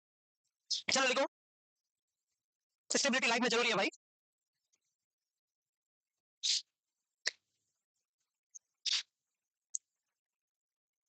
आगे बढ़े, हो गया, आगे बढ़ सकते हैं ना? हाँ या ना? ये लास्ट वाली लाइन छोड़ दो, ये पहले पढ़ चुके हैं। आप सुनना प्लीज। कौन कौन सी बीमारी में, एल्फा पहले शॉर्ट में बताऊं, फिर दो टेस्ट पढ़ूंगा, ट्रिपल टेस्ट, क्वाड्रिपल टेस्ट। पहले वो शॉर्ट में बता देते हैं। एल्फा बीटा प्रोटीन चुप रहो, फिर छू छू, ये नीट वाले होते हैं ना। देखो एक होता है 37 से 42 वीक का बेबी, उसको पता है नॉर्मल सही है सब कुछ ठीक है, और अगर कोई 35 वीक का डिलीवर हो जाए तो वो 2 वीक तक ज्यादा चू चू करता है। तो नीट वाले क्या है कि थोड़ा साइज है, it is pre mature college. उनको लाइफ में उनको कहना पड़ता है पढ़ो, देख लेना। इनको लाइफ में घर वाले फोन करके बोलते हैं बेटा आज पढ़ाई की तूने, और आप घर वालों को बोलता है पापा मैं पढ़ लूं, मम्मी मैं पढ़ लूं, चाहे उसके बाद पढ़ाई मत करो, बात किसी और से करो, लेकिन तुम्हें मन में रहता है टेंशन कि मैं पढ़ाई कर लूं, क्योंकि तुम्हें कैरियर की चिंता है। इनको भी लगता है कॉलेज टाइम स्टार्ट हुआ है, ये 4 साल मौज करेंगे, क्योंकि ये सारे 17-18 साल के सब सारे के सारे आप इस पेज को पार कर चुके, आपको पता है ये टाइम का यूटिलाइजेशन नहीं किया तो जिंदगी भर भुगतना पड़ेगा। यही लाइफ है। आप सबको अपना इनसाइट पता है कि हमने 1 साल मेहनत नहीं की ना, तो घर वाले वापस मौका देंगे नहीं। हमारी लाइफ इंपॉर्टेंट है। आपको किसी को पढ़ने की, इंसान को अकल 33 के बाद ही आती है, पहले नहीं आती कैरियर से रिलेटेड। कॉलेज लाइफ में तुम्हें लगता है कि असली एंजॉय टाइम यही है, क्योंकि कॉलेज पूरी होती है, फिर आप क्या करें, जॉब लगना है, फिर पता चलता है 7 वाले लगते हैं, तब टेंशन होती है। जब तक 7 वाले का नहीं होता तब तक खुश है। अच्छा आपने तो बीएससी हो गई, अपन तो हो गए 30 मार्क खान, बीएससी होने से 30 मार्क नहीं होते, तुम्हारी लाइफ में स्ट्रेस होगा। अब जब तुम्हारे 7 वाले होंगे सिलेक्ट, घर वाले पूछेंगे तुम्हारा क्या है, अब दिक्कत है। इसीलिए तुम्हें किसी को पढ़ने की कहने की जरूरत ही नहीं होनी चाहिए। आपको कोई बोल दे घूमने चले, आप बोलते ठीक है घूमने चलते, लेकिन वापस आके पढ़ेंगे। आपसे कोई बोल देना कि घूमने चला, आपको वापस बोलना है देखो मैं घूमने चल सकता हूँ लेकिन वापस मुझे पढ़ना भी है, पढ़ने में हेल्प कर सकता है क्या? नहीं ना, गेट आउट। क्या बोला, लेट्स गेट आउट, वो गेट लॉस्ट, जो भी है वो। गैस टेस्ट में एज पता नहीं है तो देखो कम ज्यादा है तो भी हमें गलत आ सकता है, न्यूरो ट्यूब डिफेक्ट है तो भी आ सकता है, मल्टीपल प्रेगनेंसी में भी क्या होता है, ज्यादा होता है, आरएच में भी क्या होता है, नेगेटिव में क्या होता है, ज्यादा, फीटल डेथ हो जाए तो भी ज्यादा, एंटीरियर एब्डोमिनल वॉल डिफेक्ट में भी ज्यादा, रीनल एनोमली में भी ज्यादा, कम किस में होता है, डाउन सिंड्रोम सबको ही पता है, क्योंकि इसका उल्टा क्या होता है, डाउन सिंड्रोम। और एक बीमारी जो very famous disease of ओबीजी, GTD, gestational trophoblastic disease, उसमें एससीजी क्या होता है, लाखों की संख्या में होता है, और एससीजी और मेटल सीरम कभी सेम नहीं होता, एससीजी और एमएसएफपी कभी सेम नहीं होता, हमेशा अपोजिट होता है। तो दो बीमारी ऐसी है जिसमें कम होता है, एक तो डाउन सिंड्रोम और एक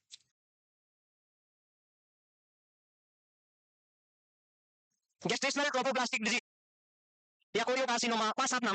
गेस्टेशनल एमएसएफपी कभी सेम नहीं होता, हमेशा अपोजिट होता है। तो दो बीमारी ऐसी है जिसमें कम होता है, एक तो डाउन सिंड्रोम और एक गेस्टेशनल ट्रोफोब्लास्टिक डिजीज, जिसको आप मोरल प्रेगनेंसी बोलते हो, क्या बोलते हो, या उसको ब्रेस्ट लाइक वेसिकल्स या कोरियोकार्सिनोमा, पांच सात नाम है उसके बाद में पढ़ेंगे। तो इस दोनों में कम और इसमें ज्यादा, ये तो लिख लो, फिर हम ट्रिपल टेस्ट और क्वाड्रुपल टेस्ट के बारे में पढ़ लेते हैं। इसलिए आप लोगों को पता होना चाहिए अपने कैरियर, मजा अच्छा अपनी जगह, बट अपने कैरियर के साथ में जो कोई भी प्रॉब्लम करे आप उसके लिए प्रॉब्लम बन जाओ बस, मैसेज कह रहा हूँ, कोई भी अच्छा हो। और पेरेंट्स के अलावा, पेरेंट्स कभी भी आपके कैरियर के बीच में बैरियर नहीं बनते कभी भी, कितना भी इंपॉर्टेंट बात कर रहे हो आप पेरेंट्स, आपने अपने पेरेंट्स को बोल दिया पापा मैं पढ़ रहा हूँ, तो आपको ये नहीं बोलेंगे नहीं प्लीज मेरे से भी बात करिएगा, कभी नहीं कहेंगे। बाकी आपका कितना भी बेस्ट फ्रेंड है बोलेंगे क्या है, आधा घंटा भी टाइम नहीं है क्या मेरे लिए, सीधा बोल सकता है please, most important things is career, बाकी सब बेकार। सही कह रहा हूँ मैं, ये सीरियस बात बता रहा हूँ। ये टाइम निकल जाता है फिर पढ़ाई होती नहीं है, तो एक साल जम के करनी होती है।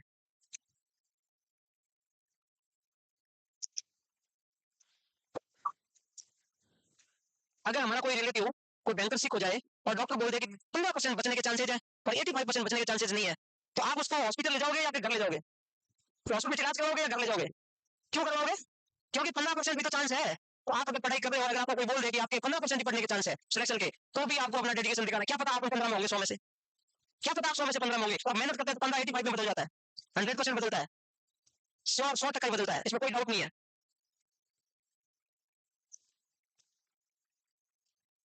बाकी सब मजाक चलती रहती है, बातें चलती रहती है, लेकिन स्टडी के टाइम स्टडी, एंटरटेनमेंट के टाइम एंटरटेनमेंट, दोनों चीजें आपस में क्रॉस वेंटिलेटेड नहीं होनी चाहिए, कि पढ़ने का मन है उस समय पढ़ना नहीं है, वो गलत हो जाता।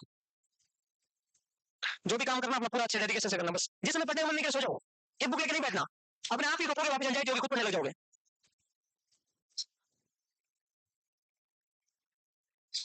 हो गया ये बात,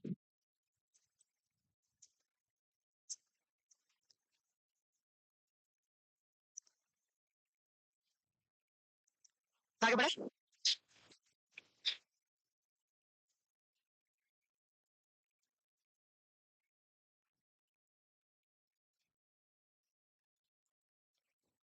और जो जो लोग राजस्थान के बाहर वाले हैं ना, मैं उनको बहुत ज्यादा लकी मानता हूँ, हमारे कंपेरिजन में बहुत ज्यादा लकी मानता हूँ कि वो लोग लाइफ में हमसे 10 गुना ज्यादा ग्रो कर सकते हैं, क्योंकि एक संयोग होता है अपना, इसमें बेनिफिट नहीं, ऐसा नहीं बोल सकते हम इंटेलिजेंट है, इंटेलिजेंसी से आपकी ग्रोथ का लेना देना 50% ही होता है, 30% ही होता है। जो आप लोग राजस्थान से बाहर वाले हो, वहाँ पे एम्स बाद में बने हैं, सब बाद में बने, कुछ कुछ सब बन रहे हैं, और माना कि अगर आपका वहाँ सिलेक्शन हो जाता है फर्स्ट वैकेंसी में, तो आप रिटायरमेंट तक एनएस तक पहुंच सकते हो, एनएस से भी आगे पहुंच सकते हो। और अगर आप पुराने एम्स में जाते हो तो आपको 10 साल तो एनओ ही रहना पड़ेगा, फिर 10 साल ऐसे नो, फिर 10 साल बाद में एनएस, और अगर आप पहली वैकेंसी में बाई चांस कहीं चले गए तो आप 5 साल में एनएस होगा ऑटोमेटिकली, 3+2 5 में एनएस बन गए। फर्स्ट वैकेंसी में जाने से डबल बेनिफिट, अपना फर्स्ट प्रमोशन 75% प्रमोशन होता है, 25% न्यू वैकेंसी आती है ऐसे लोगों की, और ऐसे लोगों की वैकेंसी एक बार ही आती है, उसके बाद जिनकी प्रमोशन नहीं होता है, तो पहली बार अगर कोई किसी फर्स्ट वैकेंसी में आपका सिलेक्शन हो गया किसी एम्स में, तो 3 साल बाद ऐसे नो, उसके 2 साल बाद आप एनएस हो 5 साल में, और पुराने एम्स में तो 10 साल बाद एनओ हो गए। कैपेसिटी दोनों में है, एफिशिएंसी में कोई कमी नहीं है आपके, लेकिन नए एम्स में ग्रोथ ज्यादा होती है, क्योंकि प्रमोशन करना ही पड़ेगा, मजबूरी है। ऐसा नहीं है कि जो एनओस में एफिशिएंसी नहीं है, लेकिन वैकेंसी नहीं आगे, कैसे करोगे आप लोग, तो जो पहली वैकेंसी होती है उसका प्रमोशन बहुत जल्दी होता है, उसके बाद नीड नहीं होगी तो प्रमोशन नहीं होगा। तो फर्स्ट जो नया एम्स है, आपके अगर एक घर के 300 किलोमीटर है वो पुराना है, 600 किलोमीटर वो नया है, तो मेरा आपको पर्सनल चॉइस ये है कि आप नया वाला एम्स चूज करना, वहां सेटल होने की कोशिश करना। अगर आपका एनवायरमेंट ठीक है, अगर आपके घर वाले बोलते हैं हाँ कोई बात नहीं हम आपको हेल्प करेंगे, तो भाई 4 घंटे की जगह 6 घंटे लगेंगे आने में, हाँ ऐसा अगर है कि घर पे रह के आप ड्यूटी जा सकते हो तो पास वाला चूज कर सकते हैं, नहीं तो आपको थोड़ा दूर वाला चूज कर सकते हैं। और आपके दूर में तो पास पास में एम्स 500 600 में सारे हैं, राजस्थान को छोड़ के तो बाकी एम्स पास में है, ऑलमोस्ट 500 600 किलोमीटर का ही है, तो आपको नया वाला चूज करना चाहिए। और नए वाले में आप लोग, हम जब तक एनो रहेंगे तब तक आप हमारे इंचार्ज बन सकते हैं, हमारी हॉस्पिटल नहीं बनेगी बट अपने एम्स में बन सकते हैं, ये पक्का है। तो इसीलिए कोशिश ये करना कि नया एम्स चूज करें, नए एम्स में सीधे पक्का प्रमोशन है, करना ही पड़ेगा। एनो का 3 साल होते ही एसएनओ बनाना पड़ेगा, एसएनओ के 2 साल होते ही आगे नई वैकेंसी में एनएस बनाना पड़ेगा उनको, तो आप एनएस बन गए, उसके बाद चलो धीरे हो जाएगा, बट एनएस तो बन ही जाएंगे आप, बहुत बेनिफिट है फर्स्ट वैकेंसी का। अब हमारे पास श्री राम सर के मतलब पोस्ट में बहुत बड़ा गैप आ गया, ये कभी फिल नहीं हो सकता, क्योंकि सर की जॉब पहले से सर जॉब में थे, फर्स्ट वैकेंसी में आगे थे, फर्स्ट वैकेंसी में आए, फर्स्ट वैकेंसी में एसएनओ में हो गया, एक्सपीरियंस होने के सर एसएनओ में हो गया, तो जो एसएनओ में होगा एसएनओ से एनएस पे प्रमोट हो गए, और हमें एनो एसएनओ कितना बहुत बहुत ग्रेड का बहुत बड़े ग्रेड हो जाते दो। अब दिखने में तो ये क्या है, दो है, लेकिन ये खाली भरने में हमें 20 साल लग जाएंगे, 15 साल लग जाएंगे। कितने पीछे हो गए? 15 साल। क्यों? क्योंकि फर्स्ट वैकेंसी का बेनिफिट है, बहुत बेनिफिट होता है फर्स्ट वैकेंसी का। सेकंड में थोड़ा कम बेनिफिट है, थर्ड वाले तो बोल ही जाओ कि कभी वो एनएससी बनेंगे, थर्ड फोर्थ में बहुत रेयर चांस है। लास्ट तक बनेंगे 55 साल की एज में, तो फर्स्ट वाले 5 साल की जॉब में बनेंगे। इतना बेनिफिट होता है क्योंकि रूल है कि एनओ जितने सेलेक्ट होते हैं हमारी हॉस्पिटल में, अगर 1000 एनओ की पोस्ट आती है तो एनओ का जब ये प्रमोशन होगी ना, अगर कल के दिन 300 एसएनओ चाहिए, कल के दिन 300 एसएनओ चाहिएगा, हॉस्पिटल चाहिएगा, तो क्या करेंगे? 300 का 75% कितना होता है? 3 पार्ट करो ना, तुम बहुत ज्ञानी हो। 300 का 75% कितना होता है? 225। 75 तो नई वैकेंसी आएगी, एक बार आएगी लाइफ में। अगर 300 एसएनओ की जरूरत है पूरे एम्स में, तो 75 तो न्यू एसएनओ एग्जाम से होंगे, 225 इसमें से प्रमोट हो गए। 1000 एनओ बने थे, उनमें से ऊपर वाले 225 बन जाएंगे एसएनओ, पीछे वाले 775 अभी एनओ रहेंगे। ऊपर वाले रैंक का भी बेनिफिट देख लो, कहा रहेंगे आप एसएनओ, अब जब भी एनएस बनेंगे तो इन 225 में से बनेंगे। इसमें जो 25 चाहिए ऊपर वाले 25, 50 चाहिए ऊपर वाले 50, इनमें से बन जाएंगे तुरंत। इनमें से जो भी पहले सीनियर होगा वो पहले बनेगा। एग्जाम वाले अगर एक महीना पहले आए हैं, मोस्टली पहले ये आता है एग्जाम की बाद, एम्स की भी पॉलिसी होती है जो पहले से काम कर रहे हैं उनको सीनियर रखना है। एग्जाम जो प्रमोट करके एग्जाम लेते हैं ज्यादातर, मोस्टली ये भी होता है, और कई बार ये भी ले लेते हैं अगर कोई थोड़ी बहुत दिन से नहीं बनती है तो बाई चांस तो ये है तो पहले ये बन जाएंगे, मतलब लगभग दोनों आसपास ही रहते हैं। ये ऐसे प्रमोशन चलता है। अब इसके बाद एक बार प्रमोशन होगा फिर नई वैकेंसी नहीं आएगी, तो जब भी एनएस इनमें से बनेंगे, इनमें से बनेंगे। ये 225 जब तक नहीं बनेंगे एनएस, ये तो मौज करो एन 10 साल, तो 10 साल बाद में सैलरी बढ़ा देते, तुम बन गए एसएनओ, फिर 10 साल बाद तुम बन गए एनएस, ये 775, और ये तब तक कहां के कहां पहुंच गए ऊपर वाले 225। समझ बात? तो ऐसे प्रमोशन की स्ट्रेटजी चलती है उसमें। तो एक बार आगे तो बहुत आगे, एक बार पीछे फिर बहुत पीछे, फिर ज्यादा पीछे होगा, ऐसे नहीं पकड़ लूंगा, पकड़ नहीं पता। एक बार पीछे होगा एक लाइन, ये 5 साल बाद में 10 लाइन का फर्क पड़ जाएगा, फिर गैप बहुत बढ़ जाता है, तो आगे जगह ही नहीं है तो करे कहां, होता ही नहीं है। तो आपको मैं यही सलाह दे रहा हूं कि अगर आपको नया एम्स में दिल्ली के आसपास वाले हैं, प्लीज आप मॉनिटरी एम्स चूज करना। तो कंपटीशन जरूर टफ होगा, लेकिन मॉनिटरी एम्स इंडिया का सबसे फेमस एम्स होगा इंडिया का। इसका रीजन एक है, राजस्थान के जितने भी लोग हैं जयपुर के आसपास वाले सब मॉनिटरी को चूज करेंगे। मॉनिटरी कहां है किसी को पता है? रेवाड़ी नाम सुना है? जयपुर से दिल्ली जाते हैं तो दिल्ली एंटर करने से 1 घंटा पहले रेवाड़ी स्टेशन आता है, रेवाड़ी रेलवे स्टेशन आता है, वहां पर एम्स बन रहा है, वो नया एम्स बन रहा है। दिल्ली के जितने भी लोग हैं जो दिल्ली में जिसका घर बन चुका है, दिल्ली में रहना चाहते हैं, कैपिटल के कॉन्टेक्ट में, वो लोग चाहते हैं कि हमारा घर तो हो एकदम खेत में ताकि खुली हवा लें, और वहां से मॉनिटरी मेट्रो स्टार्ट हो चुकी है, 1 घंटे का रास्ता है दिल्ली वहां से मेट्रो से ओनली। ऐसा हर बंदा चाहता है घर तो हो एकदम खुला, और दिल्ली जाना हो तो 1 घंटे में जा पाए। कौन नहीं चाहता ऐसे कि घर से दूर घर के पास? तो जिसका दिल्ली में ऑलरेडी है रेजिडेंस, तो वो क्या चाहेंगे कि मॉनिटरी एम्स चूज करेंगे। जयपुर के आसपास सीकर, झुंझुनू, दौसा, सवाई माधोपुर, अलवर, ये पूरा बेल्ट जयपुर से पूरा पूरा ईस्ट वाला, सारे के सारे 50% हमारे स्टाफ उधर चले जाने की कोशिश करेंगे, क्योंकि वो कैपिटल के पास है और सस्ते प्लॉट, खाली जगह, खुली खुली हवा, दिल्ली से 50-60 किलोमीटर बाहर है, खुला है। अब बिहार वाले लोग हैं, दबंग एम्स बन रहा है आपको, जो आसपास बिहार के आसपास है ना, आपको किसी हालत में उसको छोड़ना नहीं है। हिमाचल प्रदेश बना अभी, बिलासपुर, जम्मू कश्मीर बना अभी एम्स, जम्मू एम्स। आप नए वाले एम्स को देखोगे ना, ऐसा लगेगा 7 स्टार होटल है, लगता है आपको, अंदर जाते ही अलग ही वाइफ आती है वहां। तो नए एम्स जम्मू बहुत अच्छा एम्स बना है, बिलासपुर, हिमाचल प्रदेश, शानदार एम्स है। मतलब नए जो एम्स बने हैं, ये यूपी में भी 2-3 बन गए, उधर भी बन गए, मतलब 26 एम्स होने वाले हैं 2-3 साल में। 15-16 फंक्शनिंग है, 10 का काम चल रहा है, 26 हो जाएंगे, 23 और 3 और भी कर दिया उन्होंने डिक्लेयर। तो आने वाले टाइम में हर स्टेट, बड़े स्टेट में 2, छोटे स्टेट में 1, 25 एम्स हो जाएंगे ऑलमोस्ट। जम्मू में भी एक और बनने वाला है, कश्मीर के बॉर्डर पे कश्मीर में एक बनने वाला फाइनल हो गया। कितने एम्स हो गए? एक एम्स में कितने नर्सिंग स्टाफ चाहिए? 5000। आप मन चाहे एम्स को ज्वाइन कर सकते हैं अगर आपने अभी 1 साल पढ़ाई करी तो, और अभी पढ़ाई नहीं करी तो वापस कर नहीं पाओगे आप। तो लाइफ में इतना गोल मत रखो सिलेक्ट होना है, लाइफ में गोल रखो कि मुझे अच्छी पोस्ट पे भी जाना है। और एक पहली एम्स की एक सबसे खास बात बताऊं, आप अगर किसी एम्स में पहली वैकेंसी में चले गए तो आपको पूरी जिंदगी में कभी काम नहीं करना पड़ेगा। ईमानदारी से कह रहा हूं, पूरी जिंदगी में कभी वन से सीनियर, ऑलवेज सीनियर। क्योंकि नए एम्स में जाओगे आप, जम्मू स्टाफ का स्टाफ होगा, किसी को फोन करना जम्मू एम्स वाले कि तुमने कभी सुई लगाई है, क्योंकि वहां आईपीडी शुरू होगी तब तक जूनियर बैच आ जाएगी 6 महीने से 9 से 3 साल में आईपीडी शुरू होगी तब तक तुम ऐसे मान जाओगे, ऐसे में इंचार्ज। फिर 2 साल में तुमको पता ही नहीं तुम सुई कैसे लगाते हैं, तो बाई चांस मर्जी से कोई लगा दो तो लगा दो। वो हमारे स्टूडेंट 4-5 वो बोलते हैं हमने तो सुई लगाई, जाके बैठते हैं, चेक करके वापस आ जाते हैं, नाइट में 8 बजे जाके सोते हैं मस्त, कुछ है नहीं अंदर। हम तो वर्क को हमने लगाता है, तुम ये बैग अरेंज करो, तुम ये अरेंज करो, तुम ये सामान अरेंज करो, तुम ये काम चल रहा है, सिर्फ काम अरेंजमेंट करवा रहे हैं। कहाँ ऑक्सीजन लगेगा, क्या लगेगा, काम चल रहा है, ड्यूटी लग गई क्योंकि ज्वाइनिंग हो गई, एग्जाम हो गया तो ज्वाइनिंग करनी पड़ेगी, ज्वाइनिंग कर दी, काम तो कुछ है नहीं, चेयर के ऊपर कोई पॉलिथीन लगी है उसे पसीना हो जाता है बैठे बैठे। सच में ये बात है, और ऐसे करते करते कम 2 साल निकल जाएंगे, और 6 महीने में क्या आता है 9 से, तो जूनियर आ जाते हैं, आप तो सीनियर हो गए नहीं हुए, 4 बैच आगे 400 स्टाफ आ गई, टोटल परसेंट ही 400 नहीं होंगे 4 साल में, टोटल परसेंट नहीं होंगे, चाहे बैठ ही नहीं होंगे इतने, तो तुम तो एक बार सीनियर, जिंदगी भर सीनियर, और काम करने की वजह ये सबसे बेनिफिट है भाई, तुम्हें काम ही नहीं करना, तुम ऐसे खड़े रहोगे, किसी को ए बोलोगे, तुम्हें अलग ही रॉब रहेगा भाई, नए उनको मजे मजे है। इसलिए कह रहा हूं पढ़ाई करो, बहुत काम है, ये सोचो मेरे को नर्सिंग ऑफिसर बनना है, ये सोचो मेरे को एएनएस बनना है, ऐसे सोचो ना। आप नर्सिंग ऑफिसर बन गए, अगर आपने पढ़ाई नहीं की तो कैसे सिलेक्शन हो गया, कल के दिन एसएनओ की वैकेंसी आएगी, ये 25% वाली, हर एम्स में 200 पोस्ट आएगी, 150, तुमने पढ़ाई नहीं की तो एसएनओ में जाओगे, और अगर बाई चांस तुम्हारा एसएनओ हो गया तो 2 साल बाद तुम शादी होगी तब तक तुम एएनएस हो, फिर वो इनविटेशन कार्ड में नाम होगा एएनएस। सोचो आप एएनएस, मतलब पहले एएनएस फिर शादी, किसने सोचा 5400 ग्रेड पे की सैलरी में शादी कर रहे हो भाई? है होता है कि नहीं ऐसा? लोगों की टोटल मंथ की सैलरी 54 से नहीं होगी तब शादी होती है, ऐसा भी होता है ऐसा। इसलिए प्लीज अलग ही बात है, चीजों को समझो आप, इसको हल्के में मत लो। जो हम टेस्ट करते हैं ट्रिपल टेस्ट, जिसको बाल टेस्ट या कैटरिंग टेस्ट भी बोलते हैं, ट्रिपल टेस्ट हेडिंग लगाओ, triple test, multiple marker test, जो एक साथ एक से ज्यादा मार्कर का पता लगाते हैं, तो इसी को मल्टीपल मार्कर बोलते हैं, कैटरिंग बोलते हैं, और बार्ट बोलते हैं, और ट्रिपल टेस्ट बोलते हैं। मेरे को बार बार मोटिवेट क्यों करना पड़ रहा है? तो पागल हो जाना चाहिए कि मुझे एनएस बनना है, मुझे एनएस बनना है। ऐसे तुम लकी हो कि तुम आउट ऑफ राजस्थान वाले हो ऑलमोस्ट, मैं तो कहता हूँ लकी हो।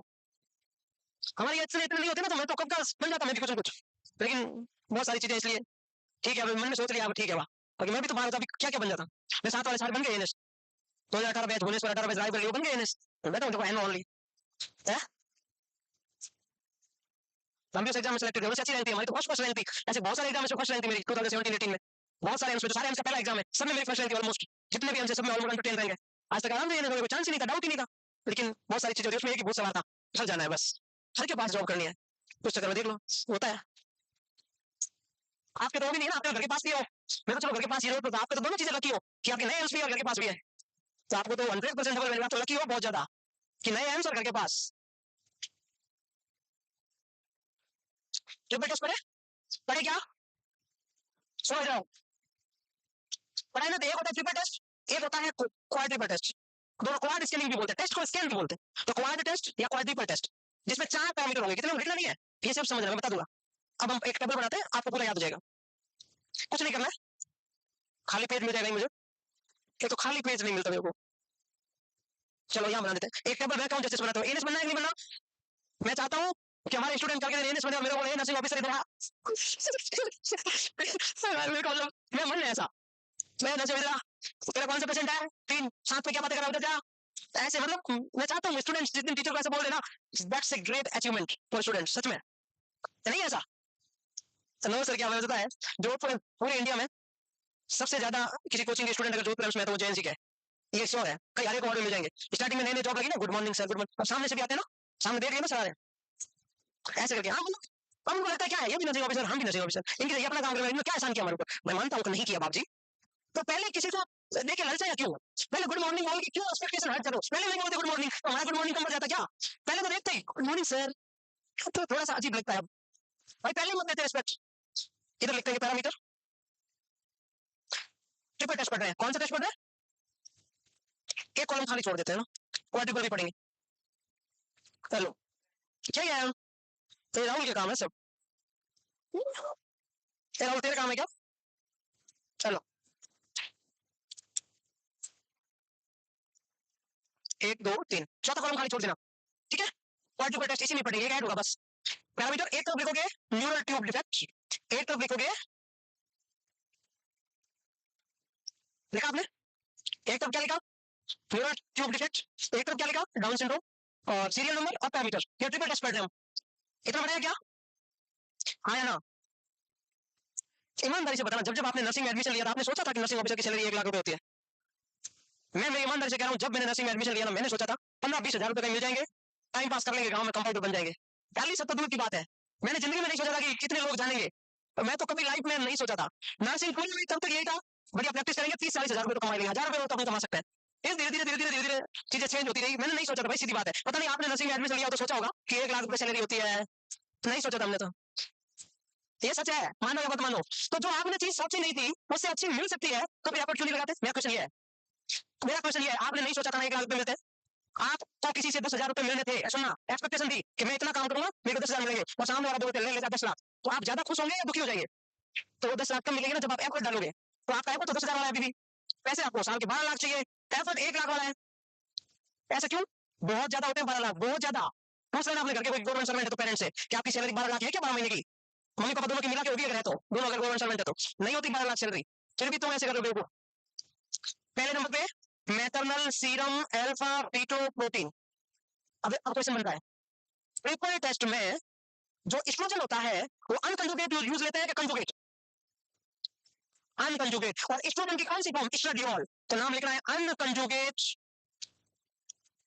एस्ट्राडियोल, एस्ट्रोजन को क्या बोलते हैं, ये हल्का लग रहा होगा टेस्ट, 1 करोड़ रुपए का है ये, तीसरा एचसीजी अभी तो पढ़ा था, तीसरा कौन सा, तो ट्रिपल टेस्ट में क्वेश्चन बना दिया, ट्रिपल टेस्ट में कौन कौन से 3, ट्रिपल का मतलब की ट्रिपल टेस्ट में कौन कौन से 3 मार्कर होते हैं, एचसीजी, एमएसएफपी, अनकंजुगेट, कौन सा अनकंजुगेट एस्ट्राडियोल, कौन सा एस्ट्राडियोल, याद हुआ क्या, एक छोटी सी ट्रिक है कि डाउन में डाउन हो गया, किसमें डाउन हो गया, डाउन में एम ई, डाउन में मैं मतलब मैं, एम ई का मतलब कुछ और है, डाउन में मैं डाउन हो गया, बस।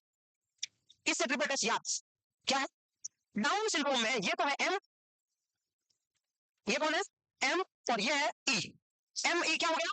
डाउन। किसमें? डाउन में। डाउन सिंड्रोम में ये दोनों क्या होंगे? बस इससे सब आंसर आ जाएगा। तो क्वेश्चन बन गया, डाउन सिंड्रोम में एमएसएफपी क्या होता है? कम। अनकंप्लीटेड स्टडी क्या होता है? तो हमेशा मैंने बोला है ये दोनों एक दूसरे के उल्टे हैं। तो क्वेश्चन आता है न्यूरल ट्यूब डिफेक्ट में एमएसएफपी क्या होता है? अनकंप्लीटेड स्टडी क्या होता है? क्या होता है? उल्टा याद करो, बस उल्टा याद करते जाओ। नेक्स्ट, डाउन सिंड्रोम में एससीडी क्या होता है? क्योंकि इसका उल्टा होता है, अभी बताया। होता है कि नहीं होता? अभी वो याद नहीं रहता, तो ऐसे याद कर लो कि ये दोनों का एससीडी उल्टा है। अभी थोड़ी देर पहले पढ़ा कि मेटानोसिरम एल्फा एससीडी दोनों सेम नहीं होता, तो एनटीडी में ज्यादा तो एससीडी में कम, तो इसका इसमें उल्टा कर लो। और एक लिखो, उल्टा चलते जाओ, इसको नीचे करो, ऊपर करो, नीचे करो, बराबर सेल एल। ये ट्रिपल टेस्ट का रिजल्ट आ गया। ट्रिपल टेस्ट करोगे तो डाउन सिंड्रोम में तो क्या होगा? बस सिंपल फॉर्मूला। कोई डाउट? होगा ही नहीं डाउट।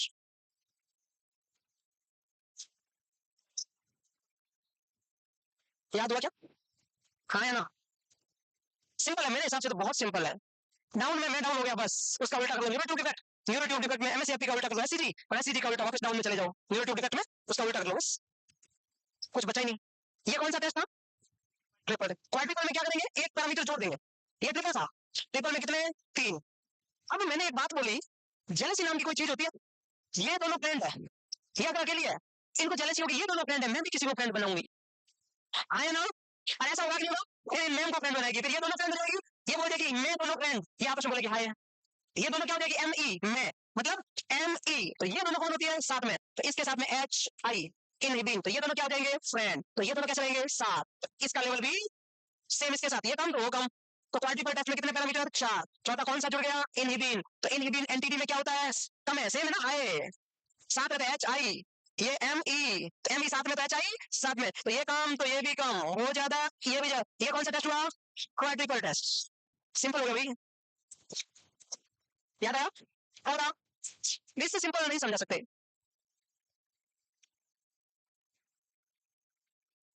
ट्रिपल में 3, क्वाड्रिपल में 4, एक दूसरे का एमएससीआईपी एससीडी कभी सेम नहीं होता, बस। मेटानो सीरम एल्फा प्रोटीन और एससीडी कभी सेम नहीं होता, दोनों अपोजिट रहता है। ट्रिपल हो गया, क्वाड्रिपल हो गया, अरे हुआ कि नहीं हुआ? मिटा दूं? मिटा दूं क्या? इसमें आप क्वेश्चन खुद बना सकते हो, 5 लाइनें छोड़ देना 10, कि न्यूरो ट्यूब डिफेक्ट में क्या होगा? 4 चीजें लिखो, अपने आप मर्जी से लिखना, कौन से ऊपर होंगे कौन से कम। डाउन सिंड्रोम में 4 नाम लिखना, कौन से ज्यादा कौन से कम, अपना क्वेश्चन खुद बनाना कि डाउन सिंड्रोम में कौन कौन से ज्यादा होंगे। आप बोलोगे एमएसएफपी होगा कम, नॉन कंजुगेट कम, एसिडी ज्यादा, इनहिबिन ज्यादा, फिर लिखना न्यूरो ट्यूब डिफेक्ट में एमएसएफपी ज्यादा, अनकंजुगेटेड ज्यादा, एसिडी कम, इनहिबिन कम, फिर लिखना। ऐसे करके आप बना सकते हो 2-4 क्वेश्चन अपनी मर्जी से। अब क्वेश्चन आता है कि most accurate test for neuro tube defect, एसिटाइलकोलिनेस्टरेज।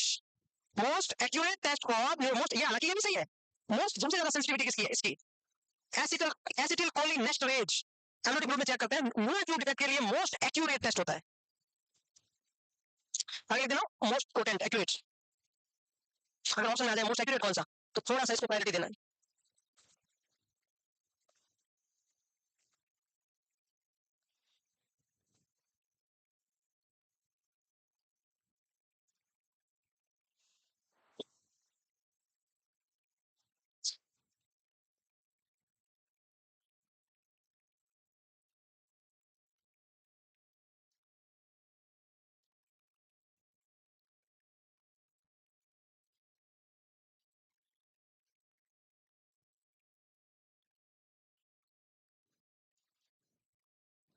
लिख लिया?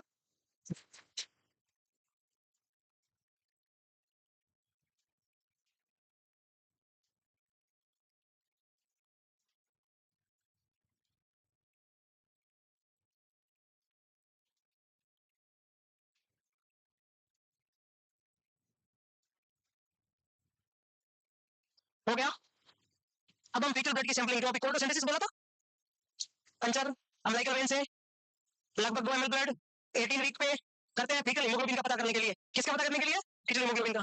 परक्यूटेनियस का मतलब स्किन में से पंचर करके, परक्यूटेनियस 22 गॉस की स्पाइनल नीडल, अल्ट्रासाउंड गाइडेड, वरना मिस्टेक हो जाएगी।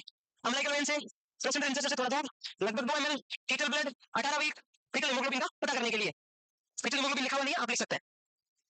देखो कोड में पंचर हो रहा है, अमेरिकन कोड में पंचर ऑयल लीटर दिख रहा है ना। बाकी तो अब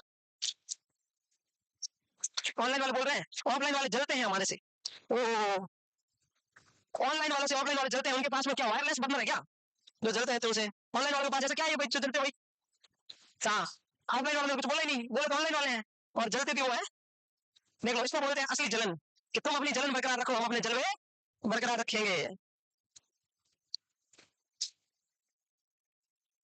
सही है, कोई बात नहीं।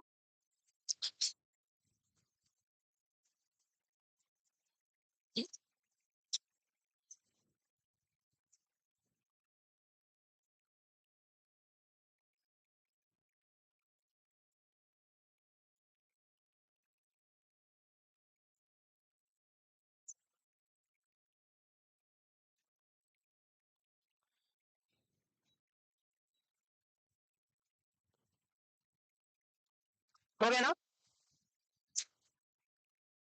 क्यों नहीं लिखा? क्यों नहीं लिखा?